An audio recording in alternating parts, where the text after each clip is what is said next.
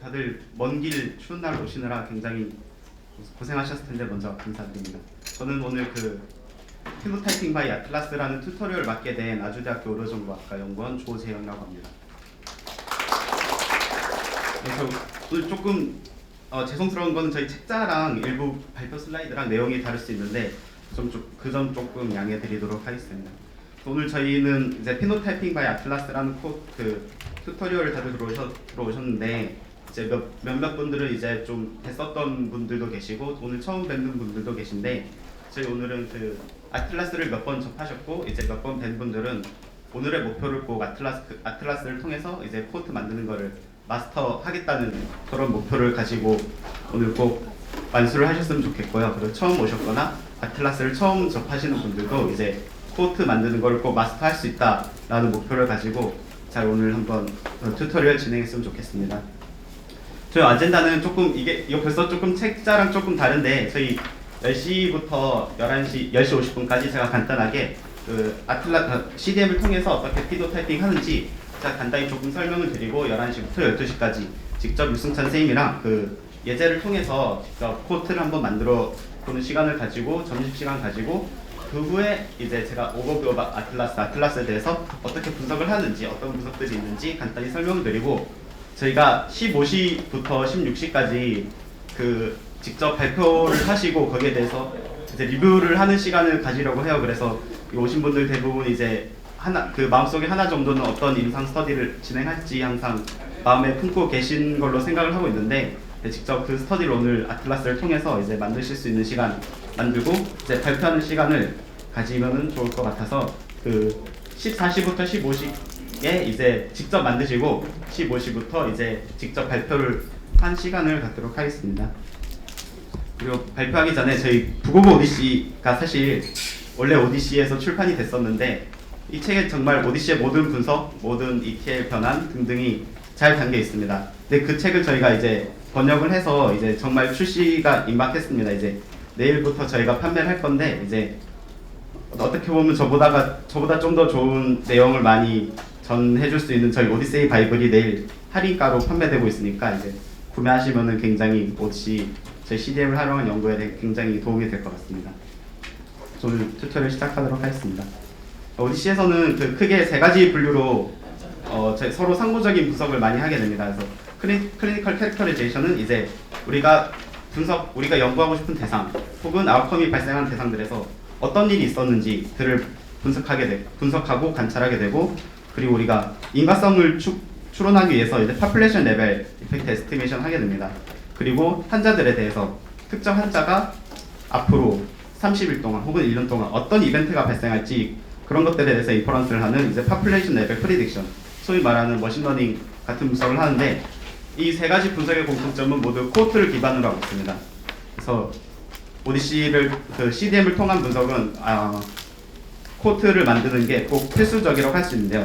저희가 일반적으로 알고 있는 코트란 단어는 이제 어원 자체는 로마군에서 대대를 가리키는 코울스에서 왔다고 합니다. 그래서 사전적 의미의 코트는 특정 기간 동안 공통된 특성이나 경험을 갖는 집단으로 정의되어 있습니다.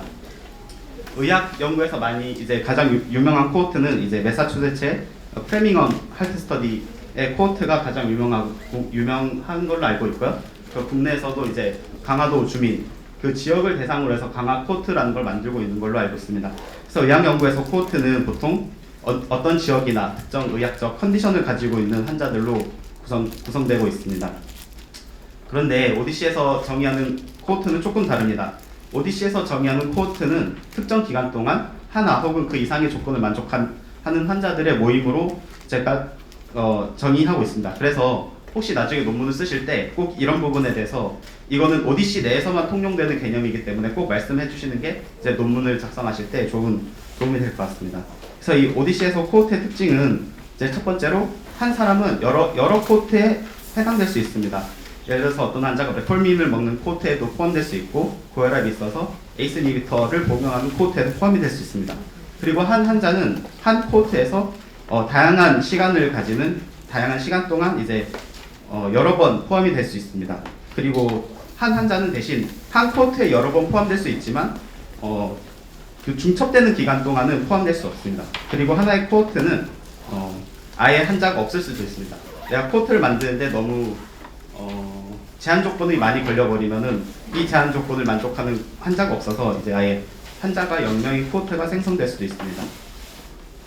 그래서 우리가 뭔가 인과성을 추론하려면 사실 메폴민이 하이퍼글라이세미아를 유발시킬 거냐를 알고 싶으면 사실 한 환자에게 메폴민 먹여보고 한 1년 지나고 그 다음에 하이퍼글라이세미아가 발생하지 않는지를 한번 관찰을 하고 타임머신을 타고 1년 전으로 돌아가서 1년 동안 다시 관찰하면 정말 메폴민이 하이퍼글라이세미아를 유발할 거냐 유발하지 않을 거냐 알 수 있겠지만 아쉽게도 아직 국내에서 타임머신이 개발되지 않았기 때문에 그 다음으로 유명한 방법은 메폴민과 유사한 그 당뇨를 치료하기 위한 약물인 설포유리아 계열의 약물을 복용한 환자랑 비교하는 게 가장 조금 편하다고 할 수 있습니다.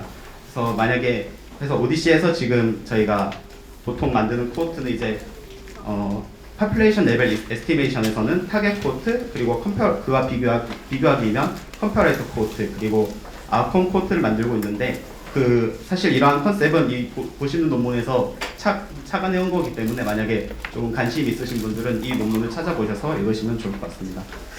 그래서 우리가 관찰 연구를 할 때 RCT와 모방을 하기 위해서 보시는 것처럼 타겟 코호트 그리고 컴퍼러 코호트 그리고 아웃컴 코호트를 만들고 있는데 오늘의 튜토리얼은 계속 이 예제를 통해서 계속 설명드리도록 하겠습니다. 그래서 우리가 메폴민이 과연 정말 하이퍼글라이세미아 혹은 어큐트 마이오카르디움 인파크션을 유발시킬 거냐에 대해서 비교하기 위해서 우리는 컴퍼레이터 코호트에 설포유리아 복용하는 설포유리아를 처음 시작하는 당뇨 환자군을 이제 대조군으로 만들 수 있고 아웃컴 코호트에는 하이퍼글라이세미아가 발생한 환자 그리고 어큐트 마이오카르디움 인파크션이 발생한 환자들 이런 식으로 코호트를 구성할 수 있습니다. 제가 근데 코호트를 만들 때 사실 메폴민을 여러 번 복용하는 사람들 그러니까 처음으로 사용하는 유저들이 아닌지를 알지 못한다면 정말 이 약물에 의한 건지 좀 알기가 어렵습니다. 그래서 저희는 조금 뉴 유저 디자인을 조금 착안해서 워시아웃 피리어드를 적용해서 예를 들어서 이전 1년 동안 그 특정 우리 새롭게 시작한 약물이 없었던 환자들을 보통 조금 제한해서 연구를 많이 하고 있고 근데 이러한 연구들은 대규모 인구 집단 자료 그리고 장기간의 관찰 기간이 필요합니다. 그래서 저희가 오디시에서 라지 스케일의 연구를 하기 위해서 이런 디자인을 착안하고 있고요. 우리가 코호트를 추출을 할 때 과연 당뇨를 치료하기 위해서 메폴민을 복용한 환자를 어떻게 추출할 수 있을까요? 이 환자들이 코호트에 들어오는 조건이 어떤 건지 그리고 이 코호트에 들어오기 위해서 과연 메폴민을 복용한다고 이 사람이 정말 메폴민을 통해서 당뇨를 치료하는 환자일까? 사실 그것들에 대한 조금 민감성을 높이기 위한 인클루전 크라이테리아를 적용할 수 있고 그리고 이 환자가 언제까지 메폴민을 복용할 건가? 그 코호트에서 계속 유지할 수 있는 자격 조건을 만족하지 못한다면은 그 코호트에서 나가도록 만들어줘야 되기 때문에 이렇게 보시는 것 같은 세 가지 질문에 대해서 우리는 생각을 하면서 코호트를 만들어야 됩니다.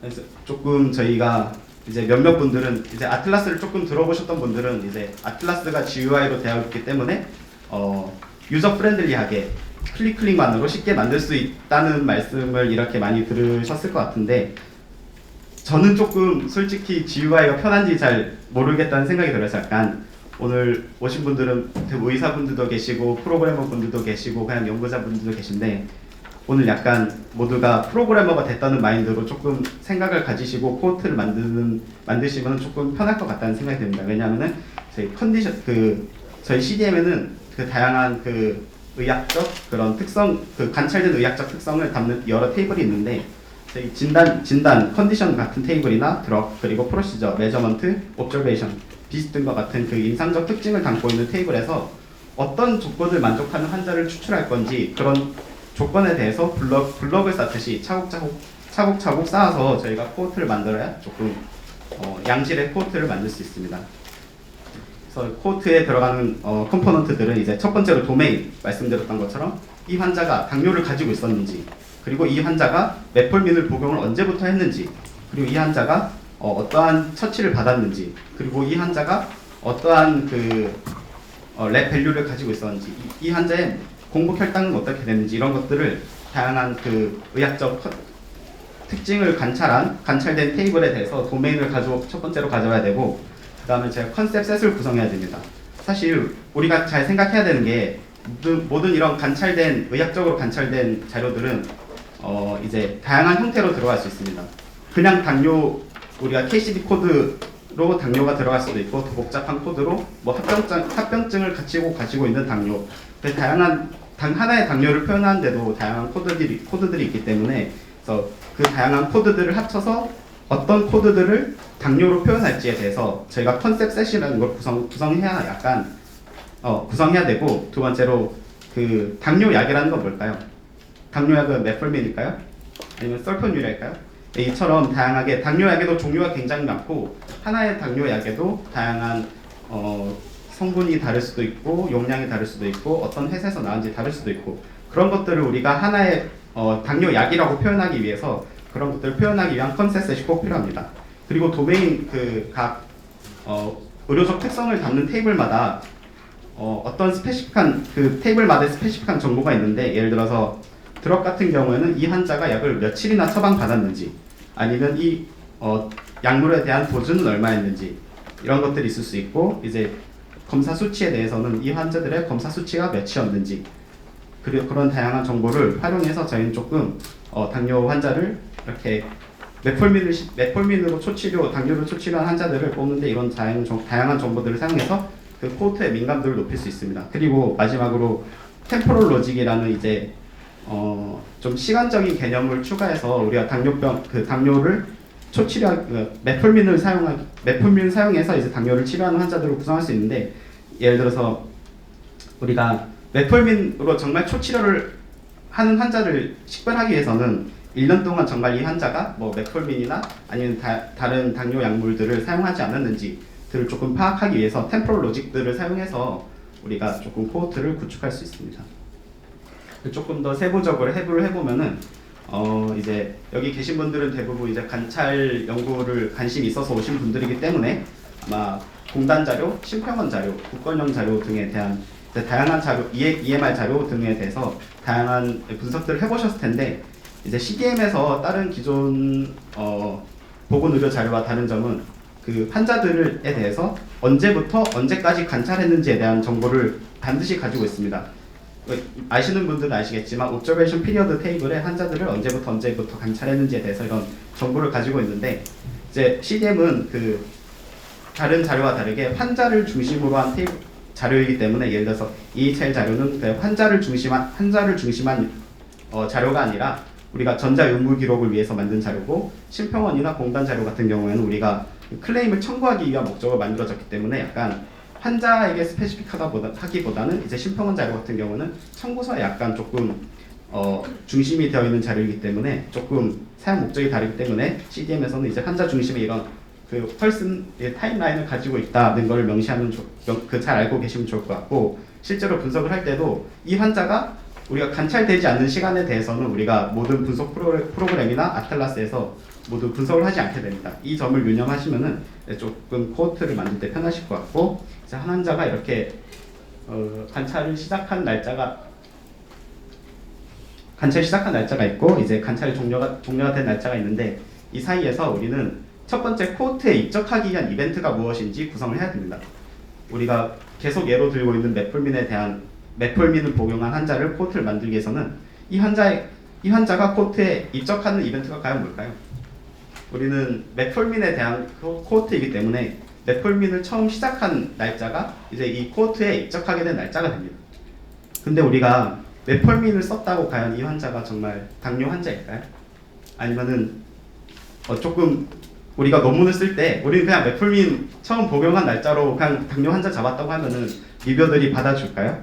약간 코호트에 대한 그 자료 환자군의 구축에 대해서 약간 그런 민감도를 높이기 위해서 우리는 보통 이 환자는 당뇨에 대한 진단을 받았다는 조건을 추가하게 됩니다. 그래서 저희가 이제 이 인덱스 데이트, 이 입적한 코호트 엔트리 이니셜 이벤트부터 특정 기간 이전에 특정 조건을 만족했는지를 먼저 질문을 합니다. 이 환자가 메폴민을 복용하고 일주일 사이에 당뇨란 진단을 받았나요? 이러한 우리가 새로운 인클루전 크라이테리아를 관찰하게 됩니다. 그런데 우리의 목적은 여기까지 하면은 보통 당뇨 치료하기 위해서 메폴민을 처방받았다고 할 수 있는데 근데 과연 이 환자는 이전에 다른 당뇨 약물을 복용하지 않았을까요? 이 환자가 초치료, 정말 메폴민으로 초치료하는 환자인지를 식별하기 위해서는 하나의 조건이 더 필요합니다. 그러니까 우리가 이전 뭐 1년 동안은 그 어떠한 조건이 없었다는 조건을 걸어야 됩니다. 보통 우리가 그냥 생각하기에는 그냥 익스클루전 크라이테리아를 걸면 되겠네라고 생각하시면 되는데, 좀 이따 실습하실 때 느끼실 거겠지만 아틀라스에서는 인클루전과 익스클루전에 대한 특별한 구분이 없습니다. 그래서 여기 약간 이건 지금부터 약간 컴퓨터처럼 생각하셔야 되는데, 만약에 우리가 메폴민으로 정말 초치료했다고 환자를 정의하기 위해서는 다른 그 인덱스 데이트 이전 1년 동안 다른 약물이 0번이 있었다고 조금 질문해야 이 컴퓨터가 알아듣고 조금 거기에 맞는 적합한 코호트를 구축하게 됩니다. 마지막으로 우리가 이제 메폴민을 복용한 날짜, 그리고 그 사람들이 당뇨에 대한 진단을 받았고 이전에 다른 당뇨 약물을 복용하지 않았다는 코호트를 구축하면은 이제 거의 우리의 조건에 부합하는 코호트를 만들었는데, 이 환자는 과연 그러면은 평생 메폴민으로 치료하는 환자일까요? 그렇지 않습니다. 이 환자가 언제 그 코호트에 대한 자격을 상실할지 모르기 때문에 우리는 코호트 엑싯에 대한 조건도 걸어줄 수 있습니다. 이 코호트 엑싯에 대한 조건은 그냥 옵저베이션, 우리 관찰이 끝날 때까지로 걸 수도 있고, 아니면 나는 메폴민을 복용하고 한 달 이내에 일어나는 숄터만 아웃컴을 보기 위해서는 그냥 강제적으로 인덱스 데이트 이후에 30일 동안만 관찰하겠다면은 30일 이후에 코호트 엑싯이 되게 됩니다. 그게 아닐 경우에는 우리가 메폴민을 계속 복용하고 있는 동안, 그때 동안 우리는 이 자격을 가지고 있다고 명시하셔도 이제 그 코호트 엑싯을 그렇게 명시하실 수 있는데, 약간 우리가 환자가 항상 내가 당뇨 약이 떨어졌다고 그 다음날 바로 맞춰서 올 수 없기 때문에, 그리고 그거 말고도 이제 데이터 특성상 뭐 심평원 자료 같은 경우에는 청구 때문에 약간 2일, 3일 혹은 5일 정도 다양한 날짜를 밀릴 수 있는데, 그것들에 대해서 이제 뭐 30일 동안 내가 이 사람의 메폴민이 끊어졌는데 30일 동안은 내가 30일 이내에 처방되는 것을 계속 약을 유지하겠다, 이런 다양한 조건을 걸어서 이제 코호트에 언제 나가는지 이런 조건들을 조금 통해서 이 환자가 이제 계속 코호트에 그 자격을 유지하는지를 좀 만드실 수 있습니다. 그래서 지금 아틀라스 이제 보여드리기 전인데, 이렇게 계속 지금까지 설명드렸던 것처럼 우리가 해당 코호트에 환자가 들어오기 위해서는 우선 모든 조건을 만족해야 됩니다. 모든 적격한 조건을 만족하고, 그 전에 이 환자가 어떤 사람이 들어올 건지, 지금 보시면은 여기 이니셜 이벤트랑 이니셜 이벤트 인클루전 크라이테리아는 이제 인덱스 데이트를 사실 인덱스 데이트에 결정하는데 약간 영향을 주고, Additional Qualifying Inclusion Criteria는 인덱스 데이트를 이렇게 만족하는지에 대해서 영향을 주지 않는데, 이제 우리가 환자들을 계속 이렇게 다양한 조건을 걸다 보면은 어떤 조건이 환자를 얼마나 빠지게 만들었는지, 이런 하나 추가하는 조건에 대한 임팩트를 우리가 계속 알아보기 위해서는 이제 Additional Qualifying Inclusion Criteria에 이제 조건을 거셔야 됩니다. 그래서 이 위에 두 가지는 인덱스 데이트에 직접 들어오냐 안 들어오냐 영향을 미치는 조건들이고, 여기 Additional 써 있는 조건은 이제 인덱스 데이트에 들어오는 데는 영향을 주지 않지만 이 환자가 어떤 조건에 의해서 많이 빠졌는지 이런 것들을 판별하게 되는 그런 조건입니다. 그리고 마지막으로 코호트 엑싯 크라이테리아가 있습니다. 혹시 여기 다들 아틀라스 처음이신 분이 계신가요? 아, 네. 그래서 이게 좀 이따 저희가 실습을 해야 되는데, 그 아틀라스에 대한 GUI입니다. 그래서 보신 분들은 아시겠지만 이게 조금 유저 프렌들리 하다고 하지만 유저 프렌들리 하지 않아요. 언프렌들리한데, 좀 쉽게 생각하시려면 이 위에 여기 코호트 엔트리 이벤트라고 써있는 이 네모 박스 내에서는 이제 이 환자가 이 조건에 의해서 제외되어도 이게 표시가 되지 않습니다. 무조건 표시가 되지 않고, 이 위에 박스에서는 이제 인덱스 데이터에 영향을 주는 그런 조건들이고, 여기 보면은 이 인클루전 크라이테리아 여기 이 아래 박스에서 주는 영향들이 이제 이 조건에 의해서 환자들이 얼마나 빠지는지, 그리고 인덱스 데이터를 잡는데 영향을 미치지 않는 그런 조건이라고 생각하시면 편할 것 같고, 그 밑에 코호트 엑싯 말씀드렸던 것처럼 우리가 환자를 관찰하는 내내 코호트에 입적을 시킬 건지, 아니면은 약물에 노출된 동안 코호트에 입적을 시킬 건지, 아니면은 정해진 날짜 이후에 코호트에서 나가게 만들 건지를 이제 설정하실 수 있습니다.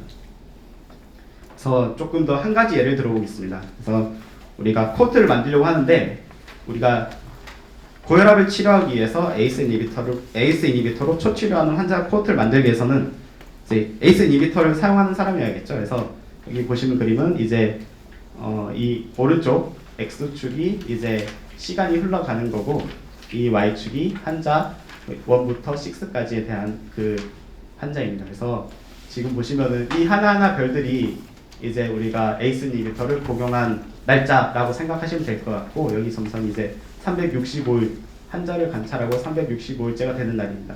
그래서 우리가 첫 번째로 ACE 이니비터를 복용한 날짜라는 조건을 주게 되면은 이 모든 날짜마다 그 모든 코호트 인덱스 데이트 입적 날짜가 모두 생기게 됩니다. 그래서 페이션트 1은 지금 코호트가 입적일이 2개가 있죠. 이 사람은 이날에도 ACE 이니비터를 복용했고 이날에도 ACE 이니비터 복용했고 이 페이션트 2도 365일 이전에 한 번 복용했고 그 다음에 한 번 복용했고 페이션트 3 같은 경우는 한 번밖에 받지 않았습니다.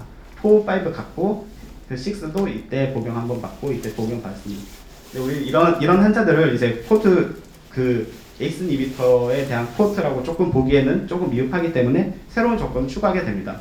바로 이제 초치료인지 아닌지에 대한 조건을 추가하게 됩니다. 그래서 지금 first time ACE inhibitor initiation이라는 조건을 걸게 되면은 이제 두 번째에 입적했던 것들 모두 빠지고 지금 이 첫 번째 복용한 날짜만 잡게 됩니다. 그래서 이 365일 상관없이 페이션트 1은 이제 기존에 있었던 두 번째 복용 날짜가 사라지게 되고 페이션트 2도 두 번째 날짜 사라지게 됩니다. 하나만 있던 환자들은 그 날짜가 계속 입적 일자인데 이제 ACE inhibitor에 대한 복용이 두 번이었던 사람들은 두 번째 입적 일자들이 모두 빠지게 됩니다. 그리고 우리가 초치료 이 환자들이 정말 초치료인지가 궁금한 거기 때문에 하나의 조건을 더 걸어줘야 됩니다. 과연 우리의 데이터베이스에서 이 환자가 365일 이상 관찰이 되었는가 하나에 대한 조건을 더 걸어줘야 됩니다. 우리 데이터베이스에서 만약에 365일 이상 관찰이 되지 않았으면은 다른 병원에서 우리가 이 환자가 정말 약을 복용했는지 아닌지를 알 수 없습니다. 그렇기 때문에 이제 365일 동안 관찰됐던 환자라고 조건을 걸게 되면은 이제 지금 이 환자들은 그 약을 시작한 날짜 이전에 365일만큼 날짜를 이제 관찰이 되지 않았기 때문에 지금 이 환자들 다 빠지게 됩니다. 그 페이션트 4도 초치료긴 하지만 365일 동안 이 환자가 관찰이 되지 않았기 때문에 얘가 정말 초치료인지 아닌지를 구분할 수 없기 때문에 이런 환자들은 모두 빠지게 됩니다. 이렇게 페이션트 6도 빠지게 되고 결국 우리가 그 ACE 이니비터를 이제 초치료로 복용한 환자를 이렇게 코트를 만들게 된다면 마지막으로 페이션트 1, 3, 5밖에 남지 않게 됩니다. 그리고 약간 이거는 조금 하나의 팁을 드리려고 가져온 건데 이건 아틀라스 미리 좀 써보신 분들만 이해가 될 것 같은데 우리가 컨셉셋을 구성할 때 아틀라스에 이미 컨셉셋이라는 이 탭이 있습니다. 탭이 있는데 코호트를 만들 때 그 코호트 내에서도 컨셉셋이라는 게 또 있습니다. 이게 어떻게 보면 이제 정말 그 만든 사람만 좀 알 수 있게끔 GUI가 구성되어 있는데 과연 이 두 개 컨셉셋의 차이가 뭘까요? 이게 왜 따로 놔뒀을까요? 혹시 아시는 분 계신가요? 네, 다들 알고 계시군요. 그 컨셉셋은 여기 왼쪽에 보이시는 이 탭에는 여기에 저장하는 모든 컨셉셋들은 우리 아틀라스 데이터베이스에 저장되게 됩니다. 그래서 여기서 만약에 컨셉셋, 이 왼쪽 메인 탭에 있는 데서 컨셉셋을 만들게 되시면은 모든 컨셉셋에 대한 그 정보가 데이터베이스에 누적되고 있기 때문에 이제 재사용이 가능해지는 장점이 있고요. 여기에 보이시는 코호트 내에서 만드는 컨셉셋은 해당 그냥 코호트 내에서만 저장이 되기 때문에 이제 조금 더 나중에 실사용을 하실 때 이제 재사용성이 조금 떨어질 수 있기 때문에 저는 개인적으로 여기 컨셉셋에다가 조금 컨셉을 만드는 걸 선호하고 그리고 보통 컨셉셋을 만들 때 저는 제 이름을 붙이는 걸 선호합니다. 왜냐면은 다양한 유저들이 사용하면은 이게 좀 내가 믿을 수 없는 다른 연구자들이 메폴민이랑 컨셉셋을 만들어 놓고 여기 메폴민이라고 써있는데 실제로 들어가면 막 안에 메폴민 하나도 없고 다 비어있게 만드는 그런 케이스도 생기기 때문에 약간 팁이라고 하면 팁일 수 있는 그런 본인 이름을 붙이는 게 조금 나에 대한 신뢰도를 높일 수 있다. 그런 장점이 있습니다. 그리고 한 가지 더 말씀드리고 싶은 거는 앞서서 제가 템포럴 로직이라는 걸 말씀드렸는데 이 템포럴 로직이 굉장히 약간 조금 나는 오늘 프로그래머가 됐다라는 생각을 가지고 생각하셔야 편한 게 지금 저희가 조건을 걸고 있어요. 메폴민을 복용했는데 이 환자가 나는 조금 당뇨에 대한 진단이 있었으면 좋겠어 이런 조건을 걸고 있는데 보시면은 이 밑에 조건이 굉장히 헷갈려요. 이제 제로 데이즈 비포랑 제로 데이즈 애프터랑 뭐가 차이가 날까요?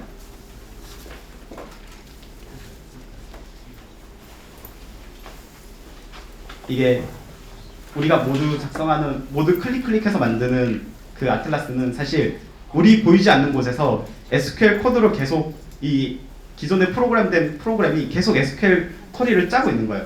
그래서 이게 지금 하나 조건 걸 때마다 새로운 SQL 쿼리가 계속 추가되고 있는데 이건 조금 헷갈립니다. 비포랑 애프터랑 무슨 차이가 있지?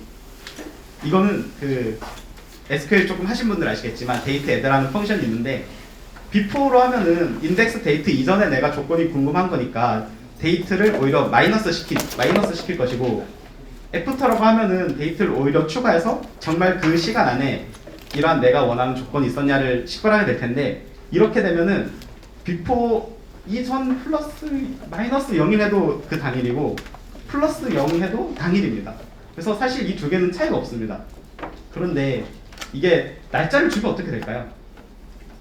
이게 굉장히 헷갈리게 되는데 우리는 오늘 조금 내가 지금 SQL이 됐다 생각하고 비포 하면은 정말 인덱스 데이트 그러니까 제로 했을 때는 제로를 플러스 하든 마이너스 하든 당일이고 이게 지금 비포 했으니까 우리 지금 인덱스 데이트 이전에 마이너스로 봐야겠죠. 그래서 이거는 마이너스 1으로 그냥 SQL 쿼리가 작성되게 됩니다. 애프터 같은 경우는 플러스 1으로 작성이 되게 됩니다. 그래서 실제로 쿼리를 보면은 이렇게 작성되거든요. 이렇게 지금 이게 그 위에 게 이제 비포고 아래 게 애프터인데 보시면은 조금 잘 안 보이실 수도 있는데 아마 그 자료집에는 보이실 거예요. 지금 보이시면은 비포 하면은 지금 마이너스 1이 되고 이 쿼리가 자동으로 작성되게 해주고 애프터 하면은 자동으로 쿼리 그 작성하는 프로그램이 플러스 그냥 그 데이터 애드 1을 해줍니다. 이런 차이가 있다는 걸 조금 생각하시면은 이제 굉장히 헷갈리는 템포럴 로직에 대해서도 조금 쉽게 생각하실 수 있을 것으로 생각됩니다. 그래서 우리가 제가 아까 방금 컨셉 셋을 우리가 재사용한다고 말씀드렸는데 지금 보시면은 우리 연구 대상이 아니더라도 지금 아웃컴 커트 환자 이만큼 있고 타겟 코트는 환자 이만큼 있고 컴패러티브 코트 환자 이만큼 있는데 실제로 분석에 들어가는 거는 이 조그만한 타겟 이 원에서 이제 겹치게 되는 이 아웃컴 환자들 겹치게 돼. 이 환자들만 사용하게 되고 지금 컴페어라이터도 엄청 컸는데 지금 계속 제한하고 여러 조건 주고 하다 보면 이거밖에 안 남게 됩니다. 심지어 여기서도 지금 아웃컴 코트가 이만큼밖에 쓰지 않아요. 오디시에서 계속 조금 강조하는 것들은 우리가 만드는 코트에 대해서 재사용을 할 수 있게 하자. 재사용성을 굉장히 강조하고 있는데 우리가 하이퍼글라이세미아라는 코트를 만들었어요. 근데 이거를 꼭 이번 연구에만 써야 될까요? 그렇지 않습니다. 우선 모든 하이퍼글라이세미아가 발생한 환자들 모두 아웃컴 코트에 우선 입적을 시키고 그 이후에 우리는 또 다른 연구, 메폴민이 아니더라도 설포유리아 연구 아니면 SGLT2 이니비터 연구 그 다양한 연구에서 사용할 수 있기 때문에 우선 모두 그 해당하는 아웃컴이 발생하는 환자 모두 우선 이렇게 만들어 놓고 재사용하기 위해서 어차피 나중에는 이제 겹쳐지는 환자군만 사용하게 될 거니까 이렇게 크게 조금 잡아놓는 오디시만의 그런 특성이 있습니다. 타겟 코트도 사실 시작할 때는 이니셜 타겟 코트 했을 때는 메폴민을 복용하는 환자가 있으니까 엄청 큰데 그래서 우리가 다양한 조건을 걸어주고 그리고 또 이거 보니까 컴페어라이터랑 겹치는 환자는 조금 믿을 수가 없어 좀 빼고 싶은데 이런 경우는 조금 빠지게 되고 하다 보면은 이렇게 조금 최종적으로 작아지게 되는 경향이 있습니다. 그래서 우리는 코트를 잡을 때 내 연구에 적합하게 민감도를 높이기 위해서 제한을 되도록 주면 좋지만 그런 와중에도 이렇게 아콘 코트를 우선 크게 잡는 것처럼 타겟 코트랑 컴페어라이터 코트도 우선 크게 잡고 나중에 분석단에서 이제 겹치는 환자들을 빼는 설정을 할 수 있기 때문에 이렇게 약간 조금 크게 잡으면은 조금 편하고 나중에 재사용하기에 좀 좋다라고 좋을 수 있습니다. 그래서 제가 조금 설명을 조금 빨리 드렸는데 지금 혹시 노트북 안 가져오신 분 계신가요? 오늘 실습이라서 다들 있으시죠? 저희 지금 책상에 있는 QR 코드를 찍으셔도 되고 오늘 아틀라스 실습한 이게 도메인인데 아니면 여기 그냥 쉽게 오디시 사이트라고 치시면은 이렇게 빨리 들어가실 수 있거든요. 여기 접속하시면은 여기 피노타이핑 바이 아틀라스라고 들어가시면은 여기 계신 분들 제가 성함이랑 거기 아이디랑 비밀번호를 다 만들어 놓았기 때문에 지금 접속해 주시면 됩니다. 혹시 이거 무조건 구글 크롬으로 접속하셔야 되고 지금 잘 안 되는 거 있으신 분들은 손 드시면은 저희 조교분들이 가서 도와주실 건데 혹시 지금 좀 접속을 부탁드리도록 하겠습니다. QR코드 찍으셔도 되고 여기 그냥 크롬 그 주소창에 odyssey.site라고 치시면은 여기 접속하실 수 있고 그래서 피노타이핑 바이 아틀라스 들어가면은 이제 튜토리얼 신청하신 분들은 이름 성함 모두 있으니까 거기서 이제 아틀라스 주소랑 이제 아이디 패스워드를 받아보실 수 있습니다. 혹시 잘 안 되시는 분 있으면 손 언제든지 들어주시면 되겠습니다. 지금 꼭 크롬 사용해 주셔야 되고 여기 오디시 사이트 치시면은 팝업으로 나오는데 팝업 차단되신 분들 해제되면은 해제하시면은 아마 잘 되실 겁니다. 접속하시면은 이런 창이 이런 아틀라스가 뜨거든요. 지금 여기까지 오시면 성공하신 거예요. 한 두 분 빼고 다 접속이 완료되셨죠? 그 접속 완료하셨으면은 이제 이 아틀라스 창 뜨면 다들 잘 접속하신 거고 제가 오늘 말씀드렸던 것처럼 저희 오늘 아젠다 중에 이런 프레젠테이션 하는 게 있는데 이거를 하기 위해서 저희 오디시 여기에 보시면은 제 프레젠테이션에 주소가 있거든요. 여기를 들어가시면은 이제 제가 이렇게 구글 닥스를 미리 만들어 놨습니다. 그래서 한 팀당 한 분이 오늘 실습을 직접 하시고 만드신 거 만드시고 발표를 하려고 합니다. 그래서 혹시 지금 여기 테이블 그냥 4분 앉으신 분들끼리 팀 하시는 게 편하신가요? 아니면은 혹시 막 나는 좀 팀을 떠나고 싶다, 믹스하고 싶다 하시는 분 계신가요? 그러면 지금 앉으신 분들이 다 한 테이블이 이제 한 팀이 되신 겁니다. 그래서 오늘 3시부터 발표가 있으니까 각자 팀분들끼리 협의를 해서 어떤 코트, 어떤 타겟 코트, 어떤 컴페러 코트, 그리고 아웃컴 코트를 어떤 걸 만들지를 이제 여기부터 팀 1, 2, 3, 4, 5, 6, 7, 8, 9, 10, 11, 12로 거기 아닌가요? 팀 1, 2, 3, 4, 5, 6, 7, 8, 9, 10, 11 저기 10하고 마지막에 11 하셔가지고 팀 11개 맞죠? 팀 없으신 분 지금? 다 팀이 있으시죠? 1, 2, 3, 4, 5, 6, 7, 8, 9, 10번, 11번입니다.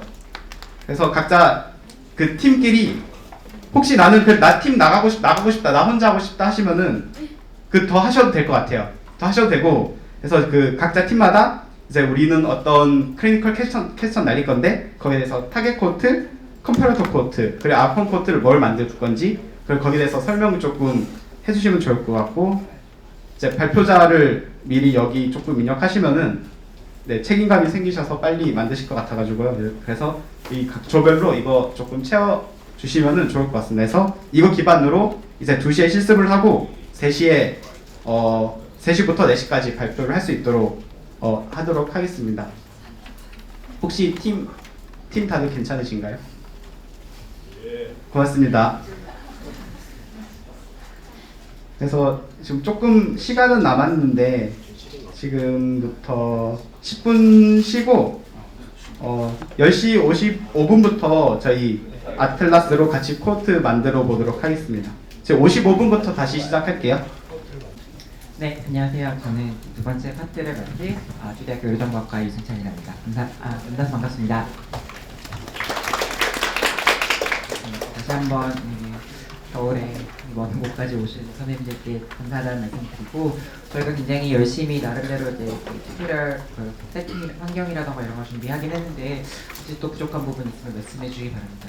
시작하기 앞서 저희가 이런 오늘 이제 사용하실 아틀라스라던가 이런 인프라 모든 이제 프로그램적인 인프라는 이제 저희가 AWS라는 클라우드 시스템을 사용하고 있고요. AWS 세팅을 위해서 뒤에 계신 개발팀 팬들이 한 석 달간 계속 고생을 하시면서 이제 최적의 저희가 여러 번의 스트레스 테스트를 하면서 최적의 환경을 이제 구축을 나름대로는 해보았습니다. 오늘 사용하실 아틀라스를 보시면 세 개의 데이터베이스가 있을 건데요. 이제 여기 이제 세 개, 심프프라는 세 개의 데이터와 이제 신티아라고 되어 있는 세 개의 데이터가 있습니다. 그래서 가급적 이제 이번 실습 동안에는 여기 100K라고 적혀 있는 CMS 심프프 100K라고 적혀 있는 이 데이터베이스를 사용해 주시기 바라고, 이게 이제 보시면은 CMS 즉 메디케어, 메디케이드 이 자료에 대해서 그 자료를 바탕으로 만든 이제 가상의 환자들입니다. 신테틱 데이터이고, 신테틱 데이터인데 이제 1K, 100K, 20만 M으로 가면서 이제 환자 숫자거든요. 1000명, 뭐 10만 명, 그리고 요거는 사실 2천만 명은 아니고 200만 명인 것 같습니다. 230만 명 이렇게 데이터가 있고, 밑에 신티아라는 데이터는 정말 합성으로 만든 데이터인데 사실 써보면 신티아는 조금 이제 진단명 뭐 이런 것만 빼면은 거의 이게 잘 좋은 데이터베이스는 아니어서 요거는 그냥 사용하지 말아주시기 바라고요.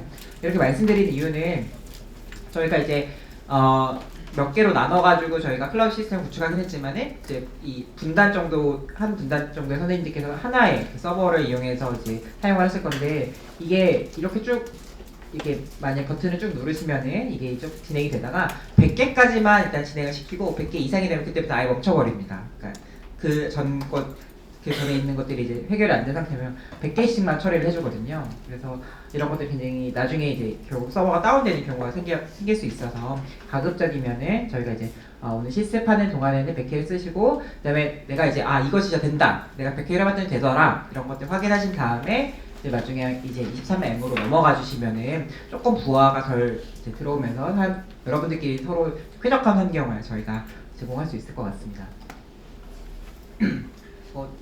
좀 더 증언을 하자면은 저희가 이 코호트를 만들 때 엄청 많은 테이블도 조인이라고 하는데 조인을 해서 봐야 되거든요. 조건들이 여러 개 걸기 때문에 굉장히 컴퓨팅 그 자원이 좀 많이 필요합니다. 그리고 이제 오늘 보여드리는 책자라던가 이런 것들은 다 저기 이 웹사이트에 올라가 있거든요. 보시면은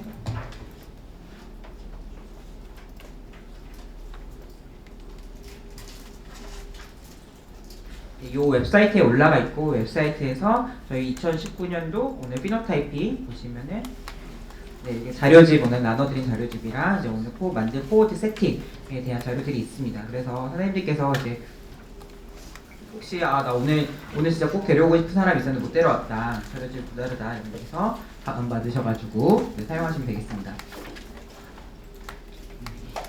또 사실은 저희가 튜토리얼을 여러 번 하면서 이제 좀 내가 좀 필기를 하고 싶다라는 이제 피드백을 많이 받았어요. 그래서 이전까지는 사실 책자를 나눠드리지 않았었는데 이번에는 좀 책자를 신경 써서 만들어 보았습니다.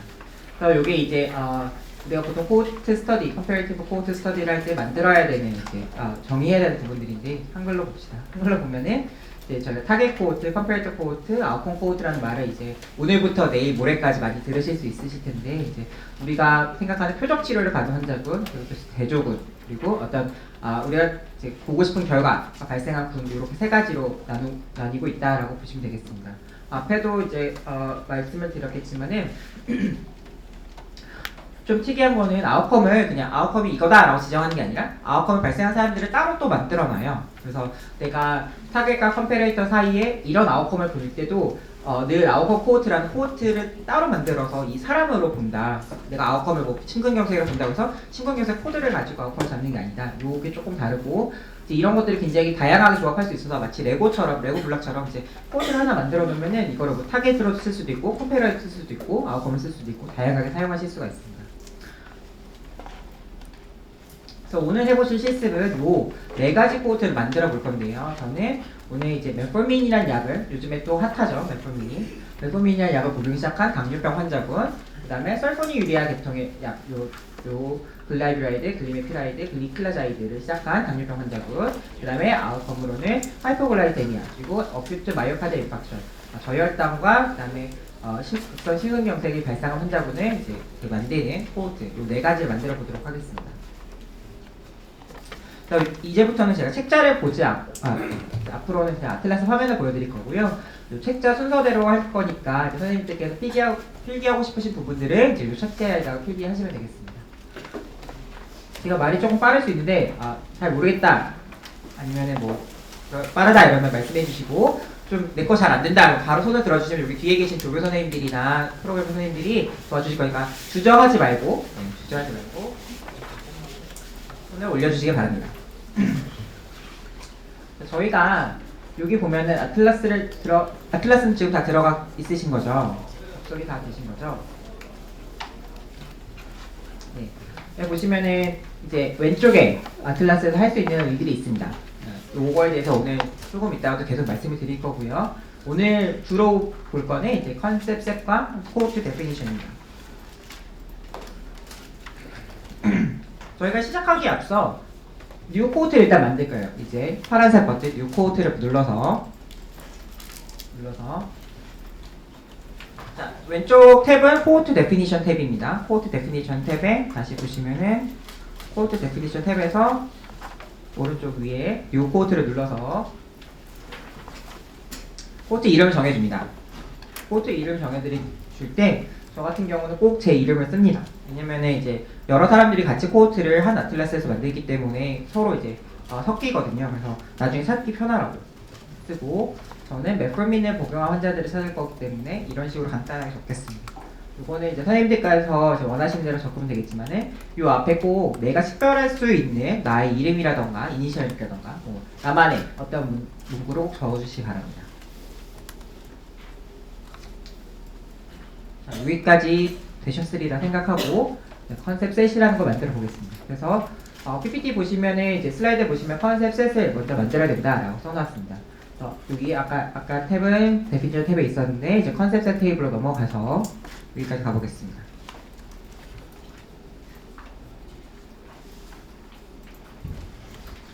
저는 3개의 컨셉을 만들 거예요.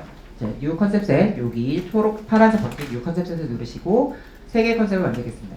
여기 누르시면은 밑에 이름을 다시 정할 수가 있습니다. 이름을 폴민이라고 만들어 보겠습니다. 이 이름은 그렇게 중요한 건 아니니까요. 내가 이거를 다 치기 힘들다. 그럼 뭐 이 정도 MET까지만 쓰셔도 됩니다. 내가 기억할 수만 있을 정도로 이제 써주시면 됩니다.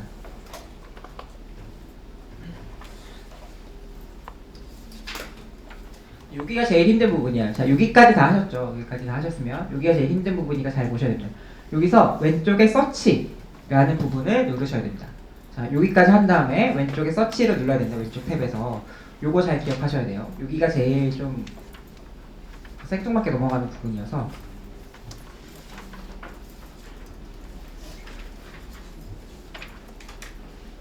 자, 서치로 넘어가서 내가 여기 들어갔으면은 여기서 정말 메폴민을 검색을 해봅니다.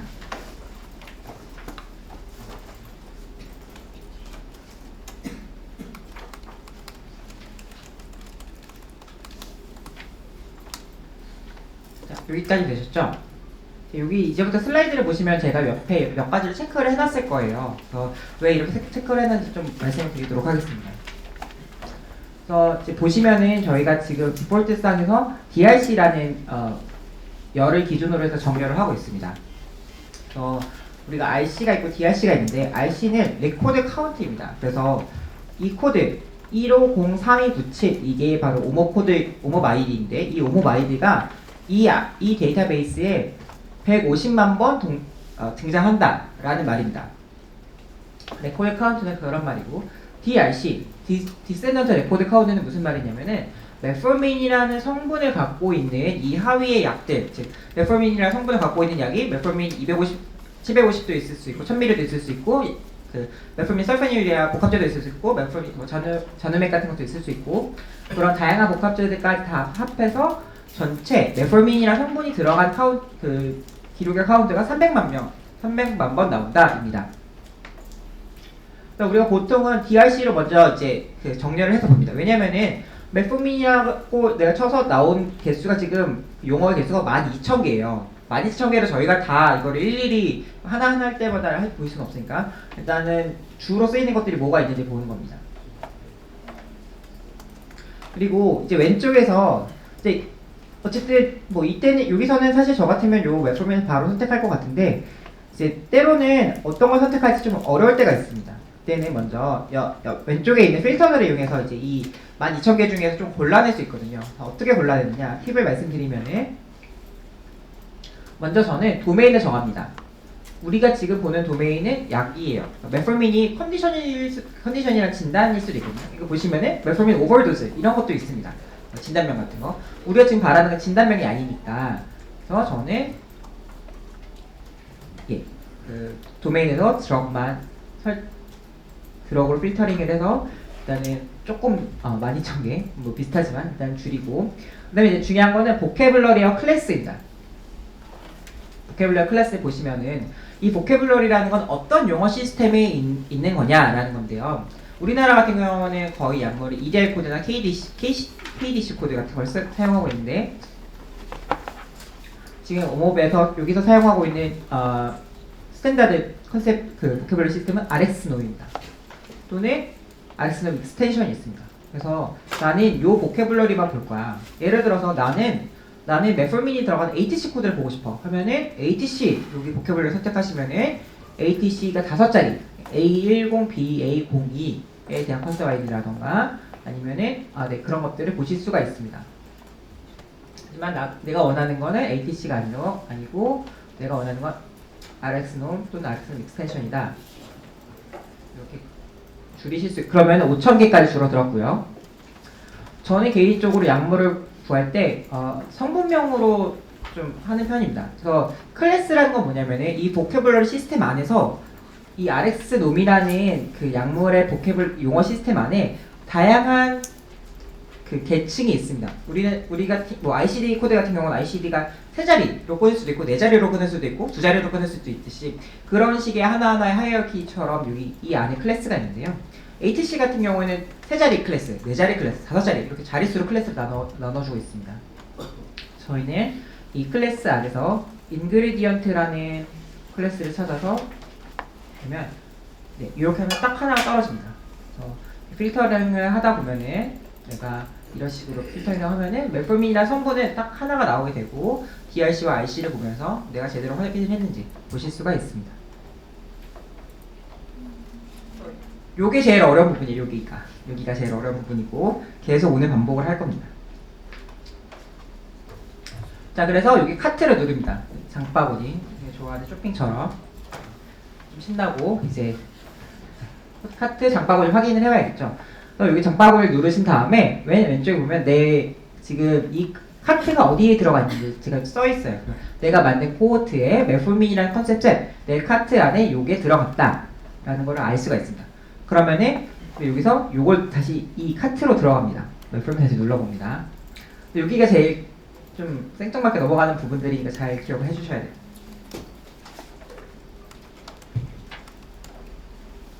그래서 내가 선택한 메formin이라는 약이 잘 들어가 있구나 라는 것을 여기서 보실 수가 있습니다. 또 요게 늘 까다롭기 때문에 제가 똑같이 한 번 더 반복을 할게요. 다시 한번 뉴 컨셉셋을 누르시고요. 혹시 나 지금 못 따라가고 있다 손을 바로 들어주세요. 이게 나만 못 따라가고 있는 건 아닐 거거든요. 분명히 나와 비슷하게 못 따라가고 있는 분들이 계십니다. 그런 분들을 위해서 자신 있게 손을 들어주시고 내가 잘 안 된다. 여기 뒤에 조교들이 지금 많이 대기를 하고 있어요. 저희가 쟤네들한테 쟤네들 세우고 있으니까 일단 좀 써주세요. 쟤네들 그래야 좀 이제 보람이 있지 않을까요? 자, 이번에는 뉴 컨셉셋을 만들고 설포니 유리아라는 이름을 지어 주었습니다.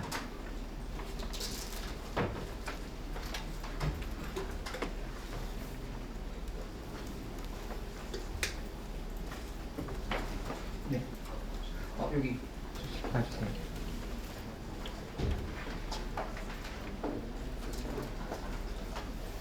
그리고 이게 녹화가 되고 있거든요. 선생님들께서 크게 그 질문해 주시면은 이제 녹화가 돼서 이제 앞으로도 모든 사람들이 이럴 때 이거였구나 아실 수가 있습니다. 자, 설포니 유리아까지 저희가 쳤어요. 그리고 나서 서치로 넘어가겠습니다. 선생님께서 오늘 또 한 2시간 정도 실습을 따로 해보실 수 있으니까 이거를 다시 한번 쭉 반복을 해보셔도 돼요. 오늘 3가지 약을 여기서 할 건데요. 설포니 유리아 계통의 글라이뷸라이드 를 쳐보겠습니다. 블레드 치고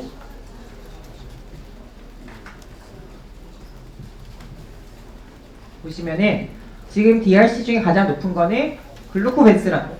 글루코벤스 저기 포스터에 붙어있던데. 네, 이런 약이 네, 네 이런 약이고 네, 이렇게 되어 있습니다. 그래서 나는 아까랑 똑같이 다시 필터링을 해볼게요. 드럭 도메인의 클래스는 보캐블러리는 RxNom 익스텐션 또는 RxNom, 그리고 클래스는 인그리디언트. 이게 너무 작죠. 이렇게 하면 하나가 떨어집니다. 자, 왼쪽에 도메인에 드럭을 골라주시고요. 그 다음에 이제 클래스 보캐블러리를 RxNom 인그리디언트로 잡아주시면은 글라이코프라이드 하나가 떨어지게 됩니다.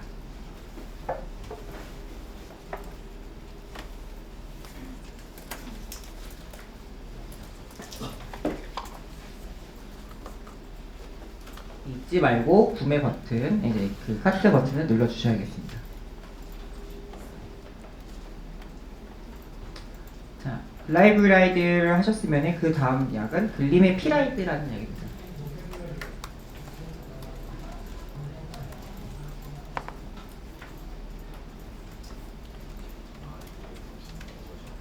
이것도 역시 마찬가지로 아까와 똑같이 도메인 들어, 뭐 사실은 먼저 저는 봐요. 뭐가 있나. 여기 있네. 이걸 넣을 수도 있지만은 도메인 들어 클래스 인그레디언트 찾아도 되고, 아니면 귀찮다, 이거 너무 진짜 작다, 대충 보시고 여기 얘 인그리디언트 있네, 여기 보캐블러 괜찮네, 요거 그냥 누르셔도 됩니다.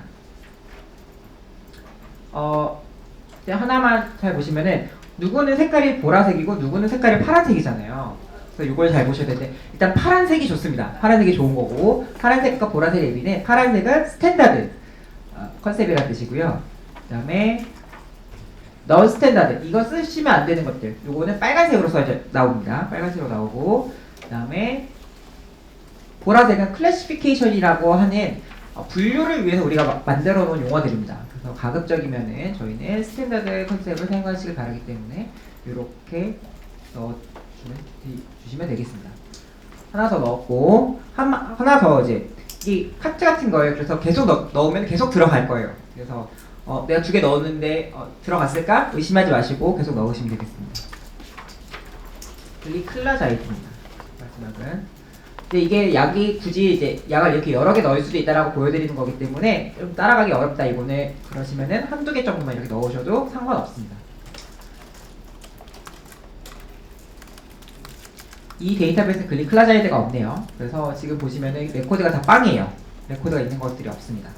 그래서 하지만 우리나라에서 쓰기 때문에 다시 RxNom 그리고 인그리디언트 찾아서 요거를 찾으시면 되겠습니다. 그래서 사실은 이런 필터를 사용하는 거는 보통은 아까처럼 그냥 DRC 기준으로 정렬을 하면은 대충 내가 쓸 게 뭔지 보이는데, 안 쓰이는 코드들, 우리나라에서 안 쓰지만 미국에서만 쓰이는 코드들이다, 이랬을 때는 이런 걸 찾기 위해서 합니다. 자, 이렇게 해서 세 가지의 약재를 보시면은 이렇게 잘 들어가 있는 걸 보실 수가 있습니다. 아까 서치 창에서 여기 위에 네코트와 설포닌 유리아라고 되어 있는 컨셉 셋으로 다시 장바구니 여기 클릭해 주시면은 내가 정한 요 세 가지를 볼 수 있습니다. 아니 근데 설포닌 유리아 하나 잡는 거, 이거 그러면 예를 들어 설포닌 유리아가 한 8개 있으면은 그거 인그리디언트 별로 다 잡아야 되나, 너무 힘들지 않나, 이럴 거면 이거 왜 쓰나, 이러실 수 있잖아요. 이제 예를 들어서 나는 한 번에 잡고 싶다, 설포닌 유리아를 치면 뭐가 안 나올까. 보시면은 ATC 네 번째 자리까지 A10BB 요게 있습니다. 내가 A10BB 얘를 이용해서 얘를 넣어주시면요, 사실 얘를 넣어주시면은 이 ATC 코드 요 A10BB에 해당되는 약재들 다 한꺼번에 들어갈 수 있어요. 아까 설펜유랑 A10BB 이거의 디센던트 눌러주시면은 4,500개가 나옵니다. 이제 이거 인클루드 컨셉 볼 건데 누르지 말아주세요. 이거가 엄청 컴퓨팅 리소스가 많이 필요해서 보여만 드리겠습니다. 네. 다 같이 누르면 이게 다운될 거거든요. 네, 아마 보시기만 하고 네. 이렇게 할 수도 있다라는 걸 보여드리기 위해서 보여드리는 건데 개인적으로 권고하진 않습니다. 왜냐면은 ATC 코드 네 번째 자리로 정말 봤다고 하더라도 내가 생각하지 못했던 약들이 들어가 있는 경우가 있어요. 뭐 보면은 나는 인슐린이랑 같이 뭐 되어 있는 걸 원하지 않는데 뭐 그렇게 되어 있든 하여튼 내가 예상하지 못하는 약들이 들어가 있거든요. 그래서 저는 개인적으로 이런 식으로 쓰진 않는데 이런 것도 가능하다. 내가 다른 보케블러 시스템, ATC라던가 NDFRT라던가 이런 보케블러 시스템이 조금 익숙하다면은 그 보케블러 시스템을 이용해가지고 이렇게 레버리지 하는 게 가능하다라는 걸 그냥 보여드리는 차원에서 한번 보여드렸습니다. 안 뜰 거예요. 이게 지금 하고 있는 요 서버가 그렇게까지 고성능 아니어서 저는 요렇게까지만 해서 끝내도록 하겠습니다. 만약 내가 지우고 싶다 그럼 요 카트 다시 눌러주시면 요 그 컨셉이 지워질 거예요. 힘들게 이제 약 세트 2개를 만드셨습니다. 거듭 말씀드리지만은 이거 끝나고 나서 또 실습 시간이 있기 때문에 이번에 다 못하신 것들을 좀 이따가 다시 한번 해보실 수 있습니다. 자, 마지막 컨셉 셋, 당뇨라는 컨셉 셋을 만들어 보겠습니다. 이 컨셉 셋 다시 누르시고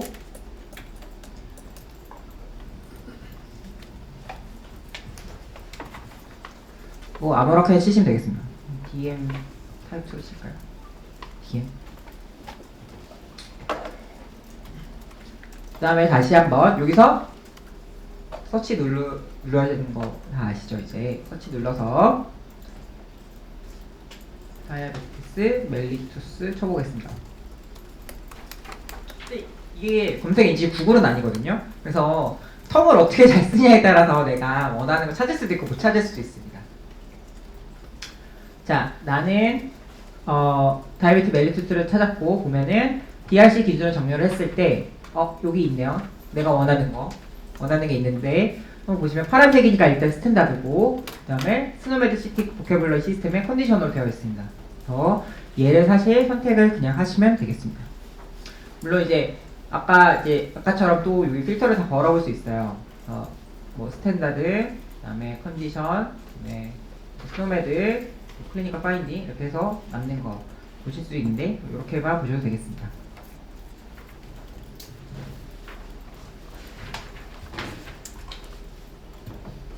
자, 그리고 나서 다시 카트로 돌아갈 거예요.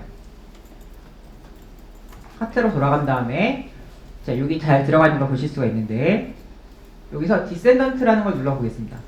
여기서 이제 뭐 익스클루드는 뭐고 매트는 뭐고 디센던트는 뭘까 이런 생각을 좀 하실 수 있어요. 디센던트 일단 눌러보시면은 18개의 컨셉이 있습니다. 인클루디드 컨셉 여기 한번 들어가 볼게요. 18개 정도 보이거든요. 18개 정도 보실 수 있기 때문에 보시면 나는 이 중에서 쭉 보시다가 나는 임신성 당뇨는 원하지 않아. 이건 뺐으면 좋겠어. 라고 생각하실 수 있잖아요. 그럼 이거 어떻게 빼지? 요거를 다시 여기서 왼쪽에 카트를 눌러주시면은 여기가 나타납니다. 앞에 다시 나타나고 여기서 얘에 해당되는 얘와 얘의 하위 그 개념들, 하위 컨셉들을 익스클루드 하겠다 하면은 아까 18개였거든요. 근데 2개가 빠졌어요. 지금 16개로 바뀝니다. 다시 인클루드 컨셉을 보시면은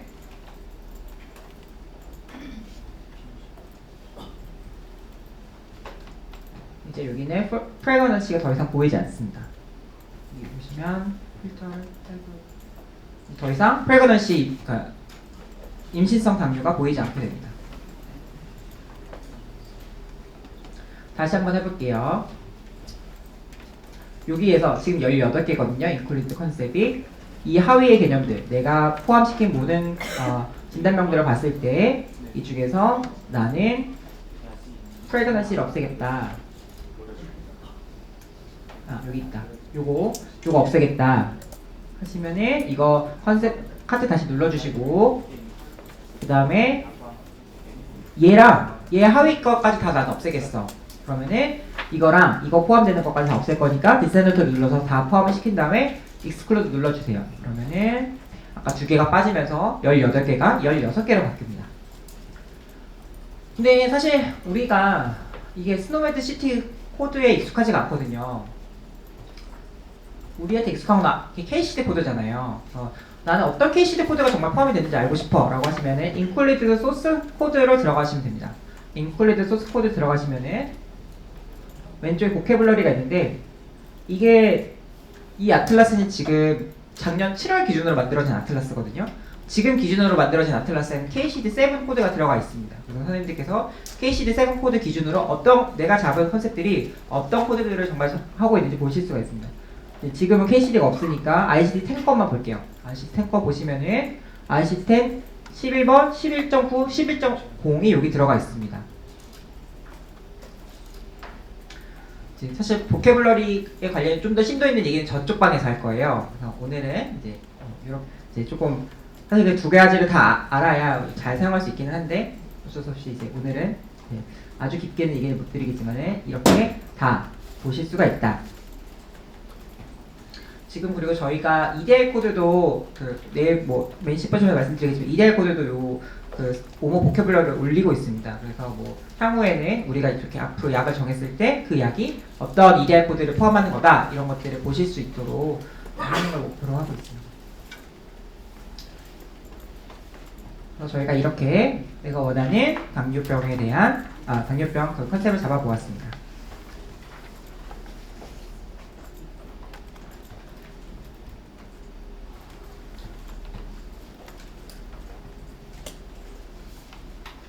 나름 스크린샷을 열심히 찍는다고 찍었는데 그래도 좀 빠지는 것들이 있네요.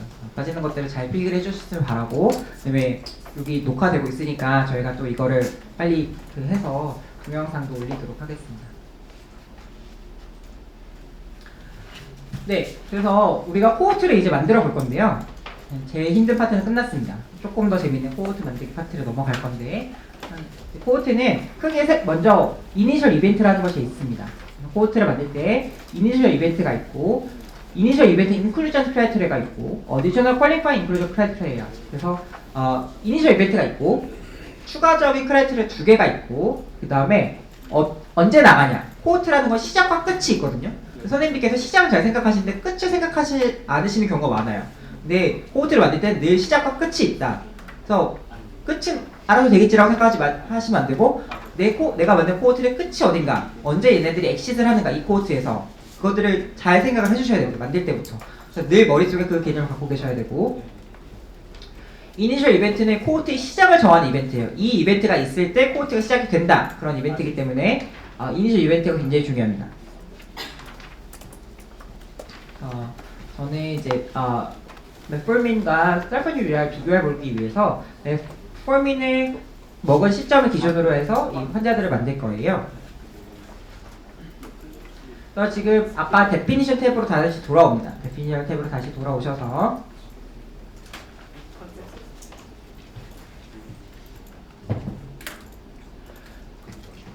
엔트리 이벤트, 이니셜 이벤트를 만들 건데요.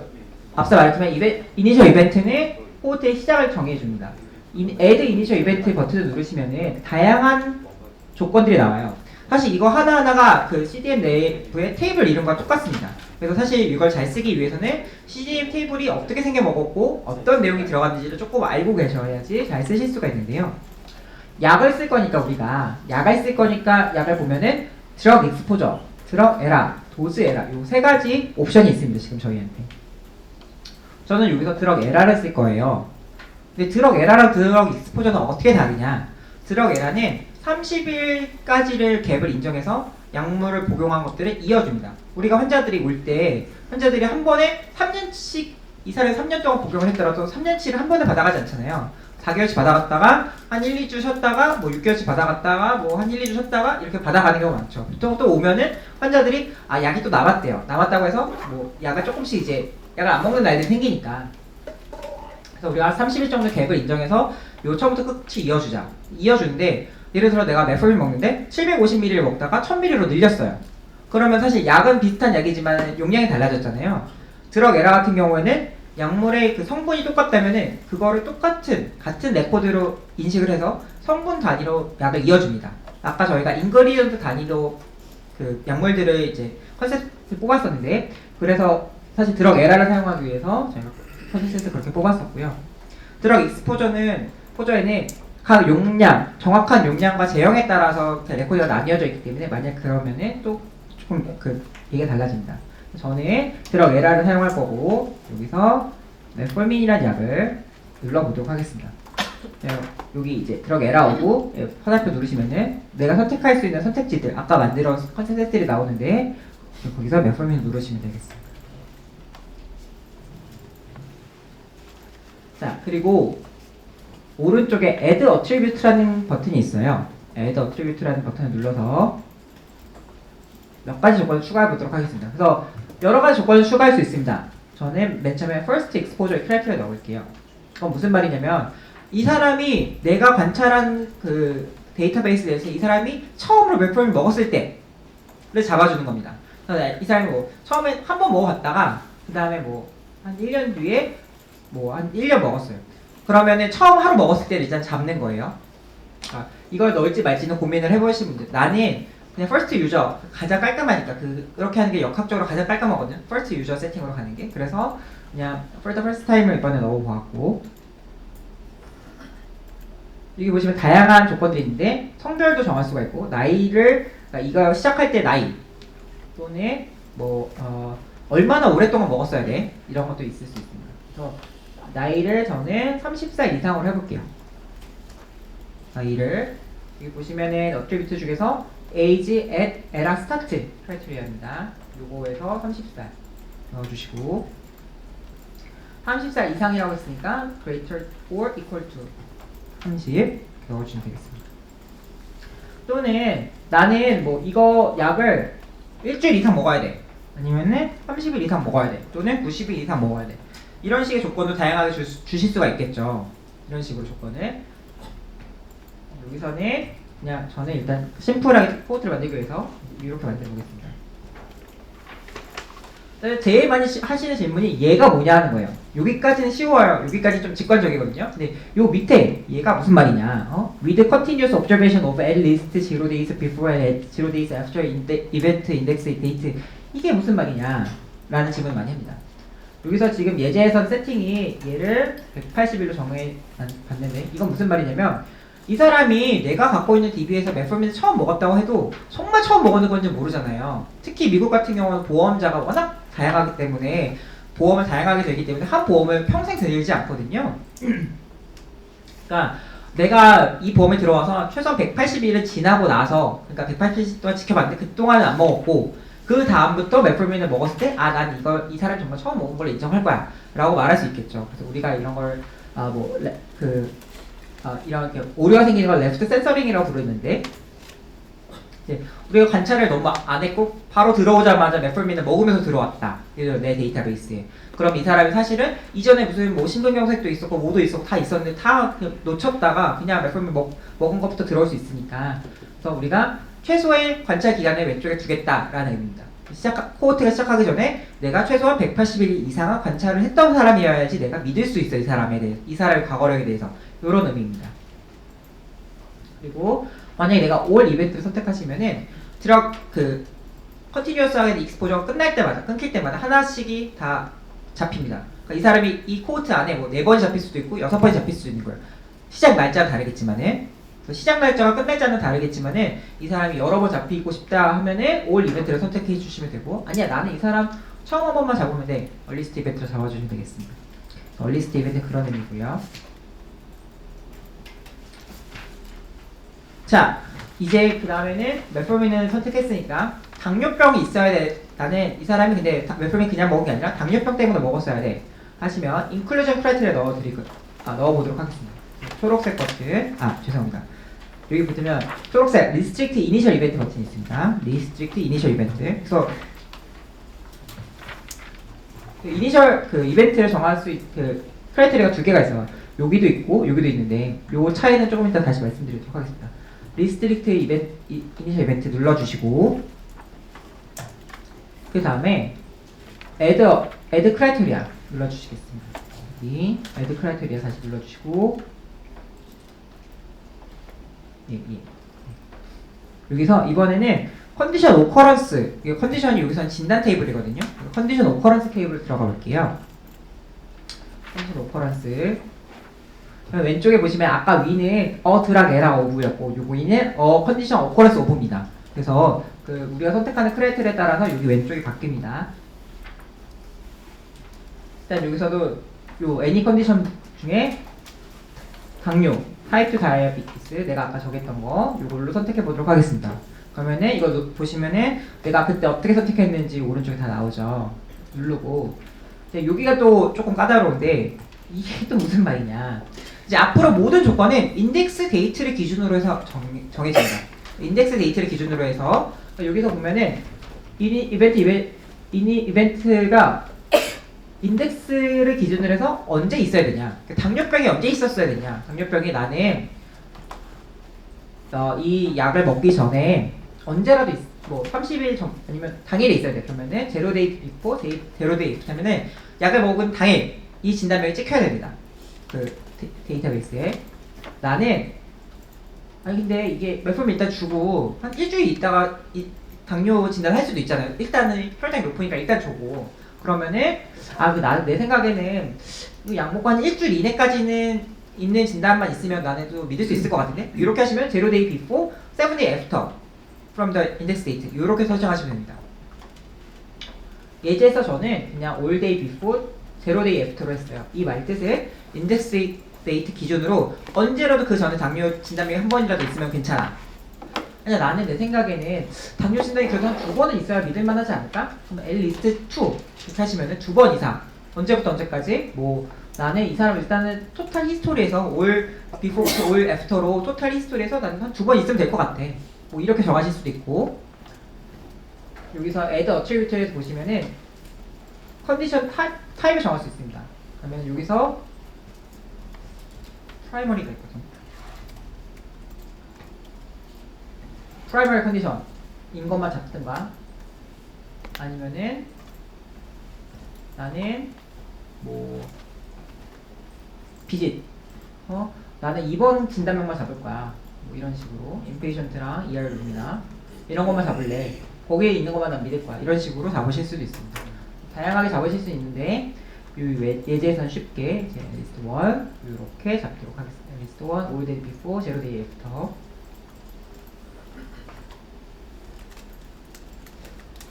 쓸데없이 좀 어렵게 만들어놨죠. 좀 쉽게 만들어놓은 좋은데. 그 다음에 인클루전 크라이테리아 넘어가 볼게요. 넘어가서 다시 초록색 버튼 눌러봅니다. 누르고 이번에는 저는 이제 메폴민이랑 설프니유를 비교하고 싶거든요. 그래서 메폴민 군은 설프니유를 먹지 않았던 사람이었으면 해요. 그래서 이 이름은 without previous 설프니유로 하겠습니다.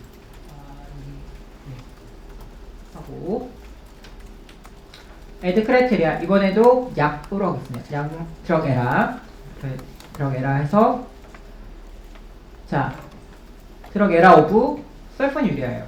근데 이게 웃긴 게 익스클루전 크라이테리아는 없잖아요. 여기 인클루전 크라이테리아만 있고 익스클루전이 없는 이유는 여기 숫자를 변경하면 되기 때문이다. 그래서 이그제틀리 제로로 해주시거나 이그제틀리 제로라면 이 카운트가 한 번도 없어야 된다 이런 의미거든요. 그래서 이렇게 해서 익스클루드를 정합니다. 이그제틀리 제로 오브 들어가라 오브 설프니유리아 언제부터 언제까지? 일단 저는 그냥 이렇게 해볼게요. 메폴민을 먹기 시작한 날이 인덱스 데이트니까 그 날까지 포함해서 그 날까지 한 번도 먹지 않았던 사람 이렇게 해볼게요.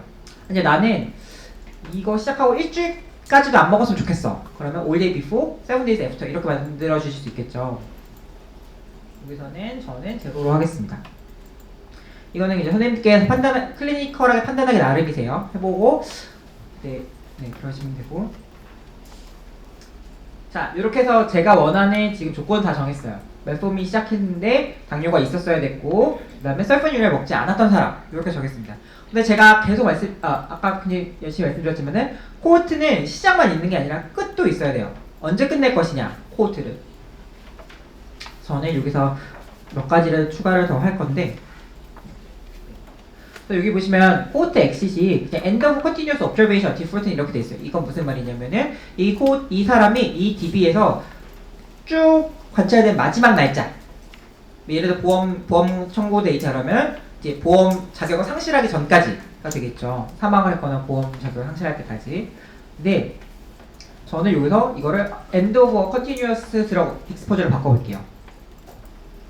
그러면 저는 지금 메for민을 복용하는 도중에 또는 설프닌을 복용하는 도중에 생기는 하이포글라이세미아 이벤트를 비교하고 싶거든요. continuous drug exposure를 정하고 여기서 어떤 드럭을 내가 원하는 건 메for민이 얼마의 간격을 용인하고 그 컨티뉴어스라고 볼 거냐? 30일 정도는 떨어져 있어야 돼. 그러니까 이 사람이 먹다가 끝났어요. 뭐 1월 1일까지 먹었어. 근데 29일 있다가 예를 들어서 1월 30일 날부터 다시 시작했다. 그러면은 요거는 하나로 이어주는 거예요. 근데 이 사람이 31일 뒤에 시작했다고. 1월 1일까지 먹고 2월 2일부터 시작했다. 그럼 요거는 이렇게 떨어지는 거죠. 그럼 얘는 코트 엑시 1월 1일로 끝나는 거죠. 요렇게 하고 나는 그리고 설프니유리를 먹으면은 센서링을 시키고 싶어. 이 환자가 내 코호트에서 빠졌으면 좋겠어 라고 하실 수 있잖아요. 근데 애드 센서링 이벤트에서 드럭 에라 다시 해서 어떤 거 설프니유리아가 시작이 된 순간 끊기도록 이렇게 해주실 수 있습니다.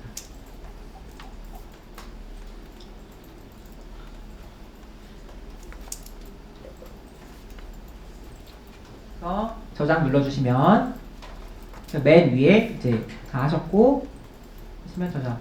그러면 시작과 끝이 언제인지 명확하게 저희가 정해놨죠.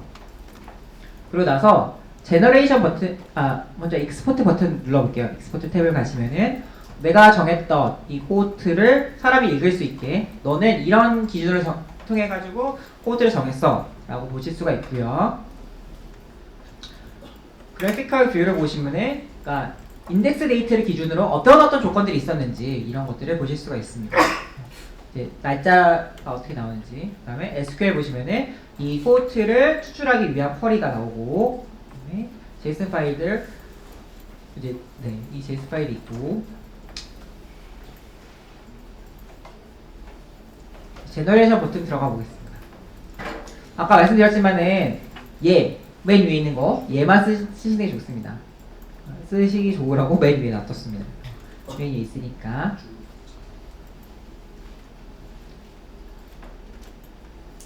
저희가 스트레스 테스트를 했을 때는 괜찮았거든요. 다 같이 누르셔서 한번 100K 안 되신 거 눌러보시면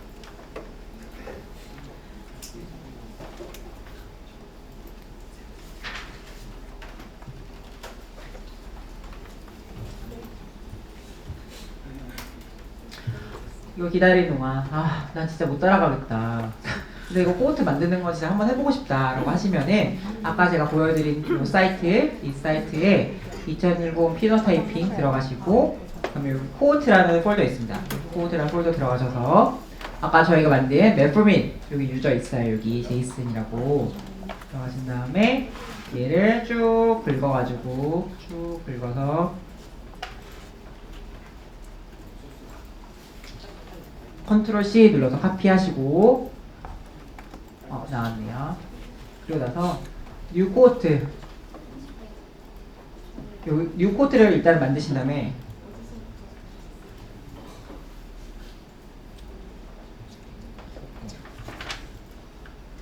요 엑스포트에 제이슨 들어가셔서 이 안에 있는 걸 일단 다 지웁니다. 싹 지우고 아까 카피한 거 붙여넣기 해주시면은 붙여넣기 하고 여기 보면 리로드하고 있어요.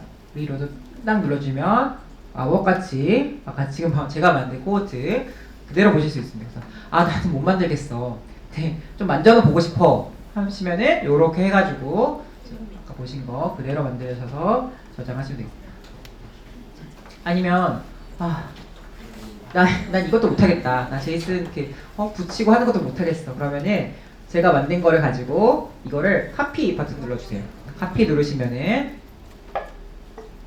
이대로 하나 나옵니다.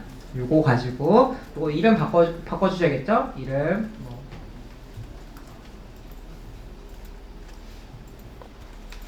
이름 바꿔주시고 요거에서 이제 조금씩 이것저것 하면서 어떻게 변하는지 보실 수 있습니다. 아까 만든 거는 어떻게 되고 있나 한번 볼게요.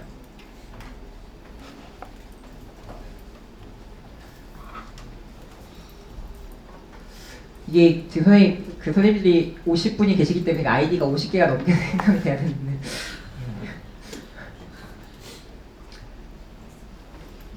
그러니까 제너레이션 한 거 보면은 여기 뷰 리포트라는 게 있습니다.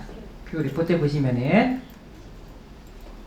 이제 여기 보면은 스위치 투 어트리션 뷰라는 게 있어요. 스위치 투 어트리션 뷰 하면은 아 내가 without previous 셀폰이 유리야 요 조건을 줌으로써 몇 명이 빠져나왔나. 내가 맨 처음에는 13,000명으로 시작했는데 이 조건 때문에 45%가 빠져나가고 7,500명이 남았구나. 이런 것들을 보실 수가 있습니다. 그래서 선생님들이 하실 때 제일 중요한 게 N수잖아요. 그래서 N수를 얼마나 내가 조건들을 하면서 빠지는지 보실 수가 있는데 지금 보시면은 아까 당뇨 조건은 여기 안 들어가 있어요.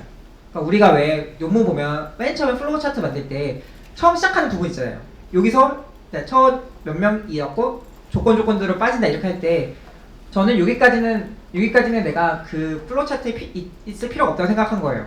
요거까지는 이제 디폴트고 그 다음에 조건들로 하나씩 빠지는지 보겠다라는 의미였습니다. 그래서 여기 있으면은 이 뒤에 안 보이는 거고 이건 그냥 세팅된 조건이고 여기 인클루전 크라이테리아에 들어가는 것만 아까 뒤에서 요 제너레이션 버튼에서 요 뷰로 했을 때 몇 명씩 빠지는지 보게 됩니다. 그 차이밖에 없는 것 같아요.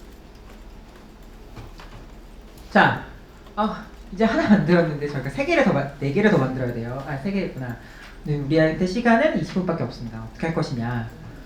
이제 요거까지 만들었으면 여기서 카피 한번 눌러보겠습니다. 카피. 내가 만든 거 또는 제가 만든 거 아무거나 해서 카피 눌러주세요. 눌러주시고 이름 바꿔줍니다. 내 이름으로 다시 바꿔주고 이번에 저는 썰포니 유리아 유저를 만들 거예요. 똑같이. 이거를 다 만들려면 또 하세월이잖아요. 우리가 유저 만들 건데 이렇게 만들어 놓고 이름 바꿔줍니다. 이름 바꿔주고 여기부터 좀 쉽나요? 여기 쉽거든요. 자, 웹프미는 썰포니 유리아 바꿔주세요. 그리고 여기 썰포니 유리아 웹프미를 바꿔주세요.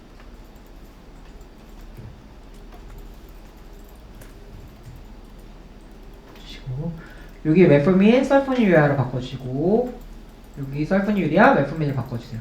토탈 4개예요 선생님. 4개씩입니다. 여기 맨 위에 하나 그리고 당겨 넘어가고 여기 썰포니 유리아 바꿔주시고 여기 코트 엑시드 2개 4개를 썰포니 유리아랑 웹프민 서로 바꿔주시면 되겠습니다.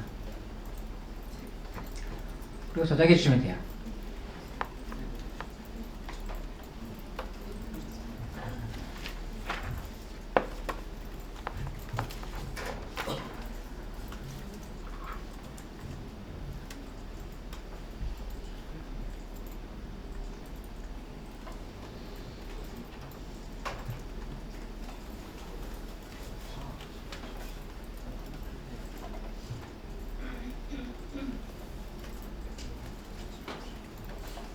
자, 다 되셨을 거라 생각하고 저는 또 제너레이션 버튼을 눌러보도록 하겠습니다. 자, 이제 그러니까 타겟을 하나 만들면 컴패레이터를 만들기 쉽다라는 걸 좀 느껴보셨길 바라고 그다음에 이제 아웃컴을 넘어가서 하이퍼글라이세미아를 만들어보도록 하겠습니다. 이제 나갈 때는 이런 게 있었으면은 나갈 때는 X 버튼 누르면 나가지시거든요. 나가지시고 뉴 코드 다시 눌러서 여기서부터는 그냥 한번 쭉 보셔도 돼요. 어렵지 않으니까. 또 이름 바꿉니다.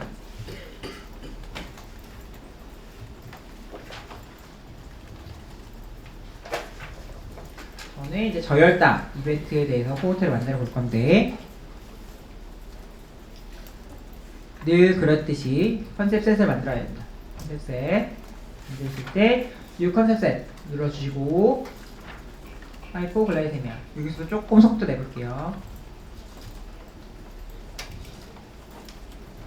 넣어주시고 여기서 서치 들어가셔야 됩니다. 서치 들어가서 하이퍼글라이세미아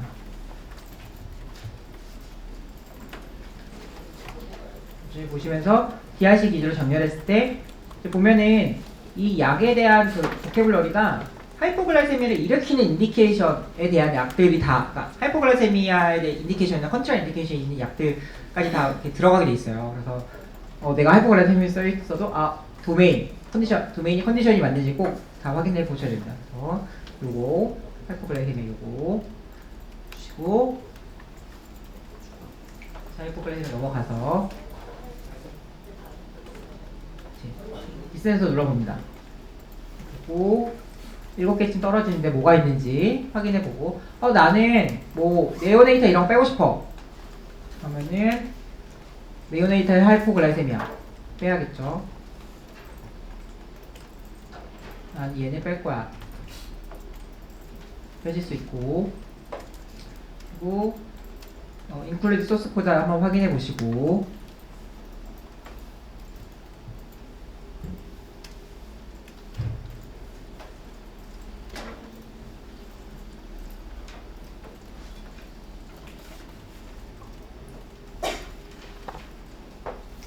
스트링 기술을 봤을 때 이 16.1, 이 16.2가 포함되어 있구나 보실 수 있습니다. 그리고 나서 자 여기 add initial event에서 이번에는 컨디션이니까 컨디션 오커런스에서 하이퍼글라이셈이 해볼게요. 자 아웃컴은 사실 여러 번 발생할 수 있잖아요. 여러 번 발생할 수 있는데 이 여러 번을 저는 따로따로 다 코호트에 발생할 때마다 넣어주는 편이거든요. 그래서 저는 주로 이렇게 올 이벤트로 넣어줍니다. 내가 어떨 때 연구를 할 때는 하이퍼글라이셈이 한 번도 안 생긴 사람들로부터 하이퍼글라이셈이 생기는지 안 생기는지 보고 싶을 때도 있고 어떨 때는 하이퍼글라이셈이가 있었든 없었든 이건 어큐트 컨디션이니까 뭐 그건 상관없이 그냥 앞으로 생기는지만 보고 싶어 이럴 수 있잖아요.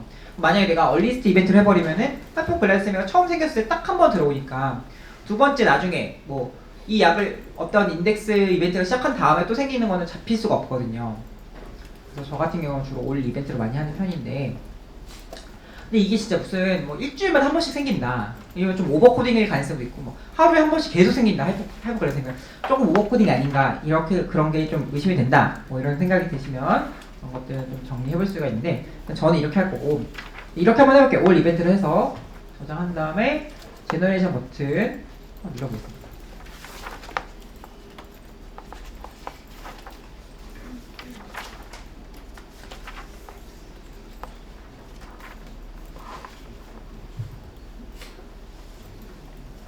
보시면은 people 카운트랑 리코드 카운트가 똑같아요. 근데 이게 39명이 있어도 레코드가 더 많아야 되는 거잖아요. 지금 올 이벤트를 했으니까.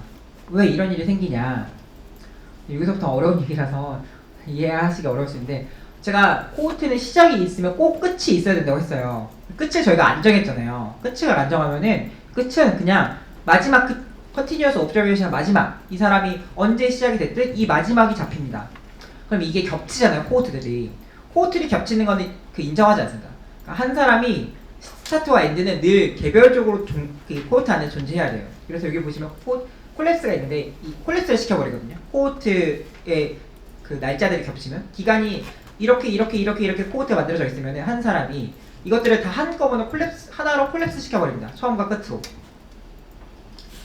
그러니까 이럴 때는 나는 만약에 뭐 시작부터 끝까지 끝에 날짜를 지정해 주셔야 되는 거예요. 나는 이 사람 그냥 시작한다 끝나게 할 거야. 그러면은 스타트 엔드 이렇게 제로로 또는 뭐 난 하루 있게 할 거야. 하루로 이런 식으로 끝을 정해 주셔야 됩니다. 이렇게 정하고 나서 다시 한번 보시면 그러니까 이거 아까 end of continuous observation을 fixed duration을 바꾼 거예요. 다음에 generation 다시 한번 해보면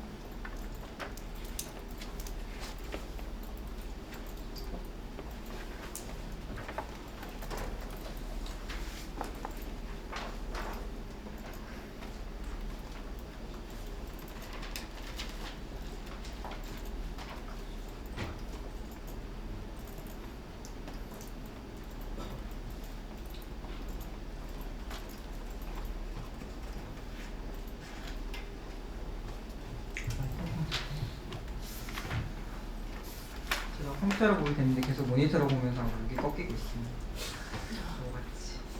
보시면 이번에는 레코드 카운트가 피플 카운트보다 조금 더 많은 걸 보실 수가 있습니다. 그래서 한 사람이 여러 번 하이퍼글라이셈을 가질 수가 있습니다. 몇 명은 이게 바뀐다 이런 거 보실 수가 있고 하나 더 MI 심근경색에 대한 코드를 만들 건데 이거는 조금 시간이 모자랄 것 같아서 제가 어떻게 만들어져 있는지만 한번 같이 리뷰를 하도록 하겠습니다. 이거는 그냥 편한 마음으로 보시면 되겠습니다. 네, 쉬겠습니다. 리로드를 하면 이렇게 만들어 놓은 코드가 딱 보이는데, 먼저 컨셉셋을 리뷰해 보면은 저는 두 개의 컨셉셋을 만들었습니다. 어큐트 마이오카드 인팍션 그리고 임페이션 도어와 ERPG 그리고 두 개를 만들었는데, 어큐트 마이오 인팍션부터 보시면 두 개의 컨셉을 만들어서 마이오카드 인팍션과 올드 마이오카드 인팍션 요거를 잡고 올드는 빼자 라고 해서 올드 디센던트를 익스클루드 시켰습니다. 이렇게 해서 이제 어큐트 마이오카드 인팍션을 정했고, 그리고 소스 코드는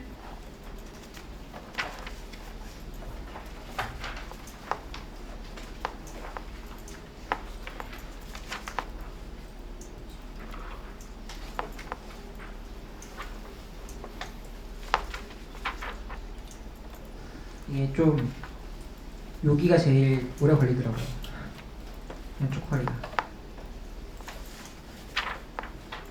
보시면은 I, 2부터 21, 22 이런 것들이 포함되어 있구나 라는 것을 확인하실 수가 있습니다. 얘는 알겠어. 근데 얘는 뭘까? 라고 생각하실 수 있습니다.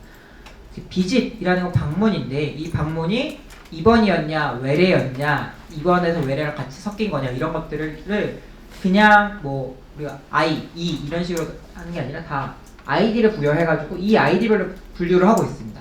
그래서 나는 2번 응급실 또는 2번. 사실 이게 우리나라 때문에 만들어진 개념인데, 미국은 2번이랑 응급실이 완전히 분리되어 있더라고요. 거기는 아예 병원이 다른 식정으로 분리되어 있는데, 우리는 그렇지 않습니다. 우리는 거의 그냥 응급실에서 입원하는 건 약간 하나처럼 들어오잖아요. 그래서 이런 개념을 만들어 달라.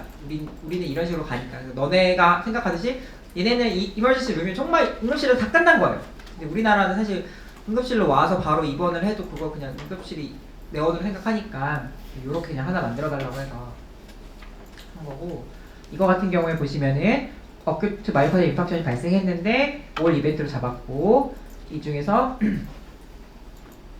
임페이션 도어 ERPG가 이날 해당하는 날에 이 2번이 있어야 된다, 이런 것들을 이렇게 설정을 한 거예요. 근데 왜 굳이 이렇게 어렵게 설정했는지 제가 만든 코드는 아니어서 왜 모르겠는데, 저라면 이렇게까지는 이렇게 만들면 될 것 같은데, 이렇게 만들어도 되고, 아니면은 add attribute에서 비짓을 가지고 여기서 이렇게 정해도 되긴 하는데, 이거는 다른 사람이 만들어 놓은 거 갖고 온 거라 이런 식으로 정해도 됩니다. 거의 비슷한 느낌으로. 그래서 emergency room ER 또는 inpatient visit에서 발생한 어큐트 마이오카드 인팍션 이렇게 정리하셔도 됩니다. 여러 가지 방법이 있다는 걸 보여드리는 거고, 얘 같은 경우에는 보시면은 7일까지, 그러니까 시작부터 7일까지를 픽스드 끝나는 날짜로 했고, 보시면은 180일 안에 또 생기면 얘는 그냥 하나로 쳐요. 그러니까 심근경색이 이 사람이 시작을 해서 일주일 안에 끝났잖아요. 근데 코드가 또 심근경색이라는 진단 코드가 180일 이내에 한 번 더 발생했다 그러면은 얘는 다른 게 아니라 하나의 이벤트라고 생각을 해서 이렇게 그냥 이어주는 거예요. 이어주겠다라는 개념입니다. 그래서 내가 뭐 심근경색 같은 경우는 그렇게 자주 발생하는 건 아니니까 나는 어느 정도 날짜를 기준으로 해서 좀 너무 많이 업코딩이 될 수 있잖아요. 사실은 우리가 그런 것들을 해서 그런 것 때문에 우리는 이렇게 나는 하겠다 생각하시죠. 사실 우리나라 같은 경우는 심근경색이 이제 신병원에서 관리를 하고 있기 때문에 절대 심근경색 업코딩 하지 않거든요. 왜냐면 심근경색 한번 나올 때마다 그 환자 리뷰가 다 들어가기 때문에 우리나라 같은 경우는 아마 2013년 정도부터는 절대 업코딩 하지 않습니다. 근데 그 전까지는 업코딩이 많이 있을 거고, 미국 같은 경우에도 뭐 업코딩 있을 수 있기 때문에 그런 것들을 이런 식으로 막겠다, 막아보겠다, 뭐 이런 걸로 생각하시면 되겠습니다. 이렇게 간단하게 리뷰를 해보았고, 이것도 뭐 제너레이트 버튼 눌러보시면 되겠습니다. 혹시 난 진짜 이거 모르겠다 하시는 부분 있을까요? 자신 있게 손을 들고 물어봐 주시죠. 네.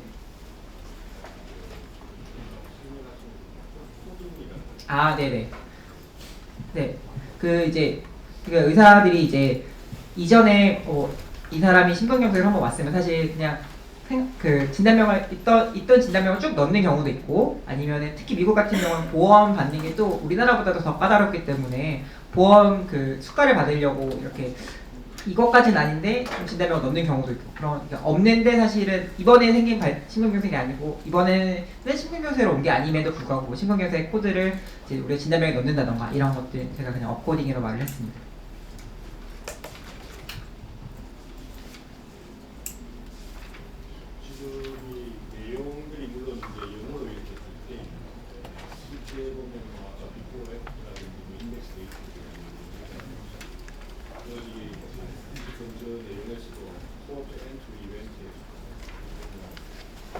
텍스트가 되는 거죠. 표현을 시키면 지금 내용이 있어요. 제가 이 전반적인 이해가 좀 부족해서 그런 건데 이 내용에서 보면 지금 저기에서 들어있는 코드 자체가 앞에 X로 들어있는데 사실은 우리가 원하는 코드일 때 들어가는 것도 있을 수도 있고 X 이머전시 비디트라든지 뭐 이머전시 인페이션트 비디트라든지 이런 것들은 사실은 우리가 그 내용을 볼 때는 보통 저거를 제외하고 나머지를 이제 우리 데이터셋으로 만들겠다 할 때 보통 앞에다가 제외 표시로 X를 쓰는데 저게 개념이 조금 헷갈리는 것 같아요. 네, 아마 책에 보시면 이거 책에도 이건 좀 디자인이 이상하다. 왜 X를 이렇게 앞에 놔뒀냐 이런 얘기가 있습니다. 근데 이제 말씀하신 내용이 맞고요. 이렇게 X로 표시되어 있으면 이거 빼고 좀 하라는 거 아니냐? 왜? 근데 이제 이게 사실은 요 X 버튼 누르면은 사라지거든요. 그러니까 약간 딜리트 버튼을 이렇게 만들어준 건데 이제 이게 사실 앞에 가 있으니까 선생님께서 말씀해 주신 대로 이걸 제외하고 하라는 뜻인가 이게 무슨 뜻인가 조금 헷갈리시는 거 맞고 저희도 그걸 인지는 하고 있습니다. 이제 버튼을 이렇게 만들어 놔가지고 조금 헷갈리실 수 있을 것 같습니다. 네. Initial event restriction and allow events from outside observation period node option. 네, 좋은 질문 감사드립니다. 그게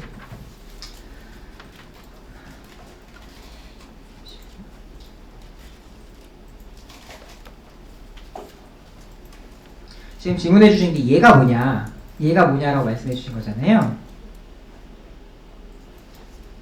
이런 조건들이 뭐냐면은 원래 옴업 CDM의 가장 큰 특징 중에 하나가 observation period라는 거를 모든 사람이 갖고 있다는 겁니다. 그러니까 예를 들어서 이 사람이 2003년도에 우리 병원 처음 왔고 2008년도에 마지막 왔다. 그럼 이 사람의 observation period는 2003년부터 2008년이 됩니다.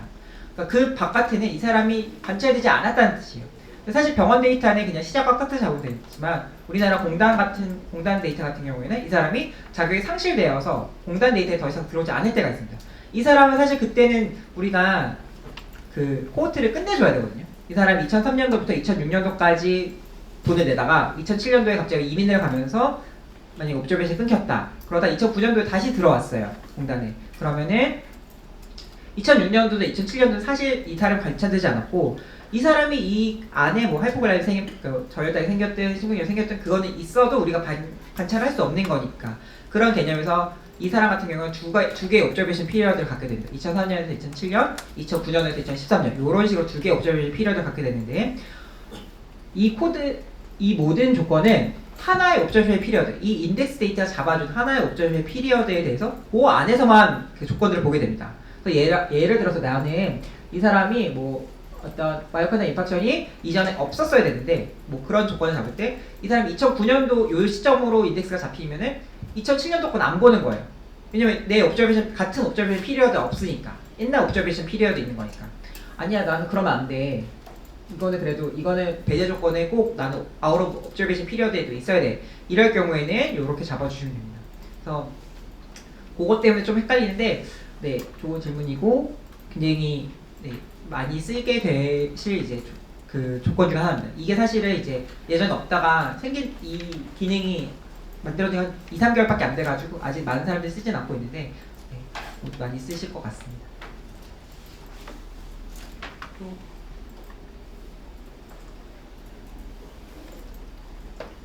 네, 좋은 질문들 많이 해주셨고 저희가 또 실습 시간에 네네.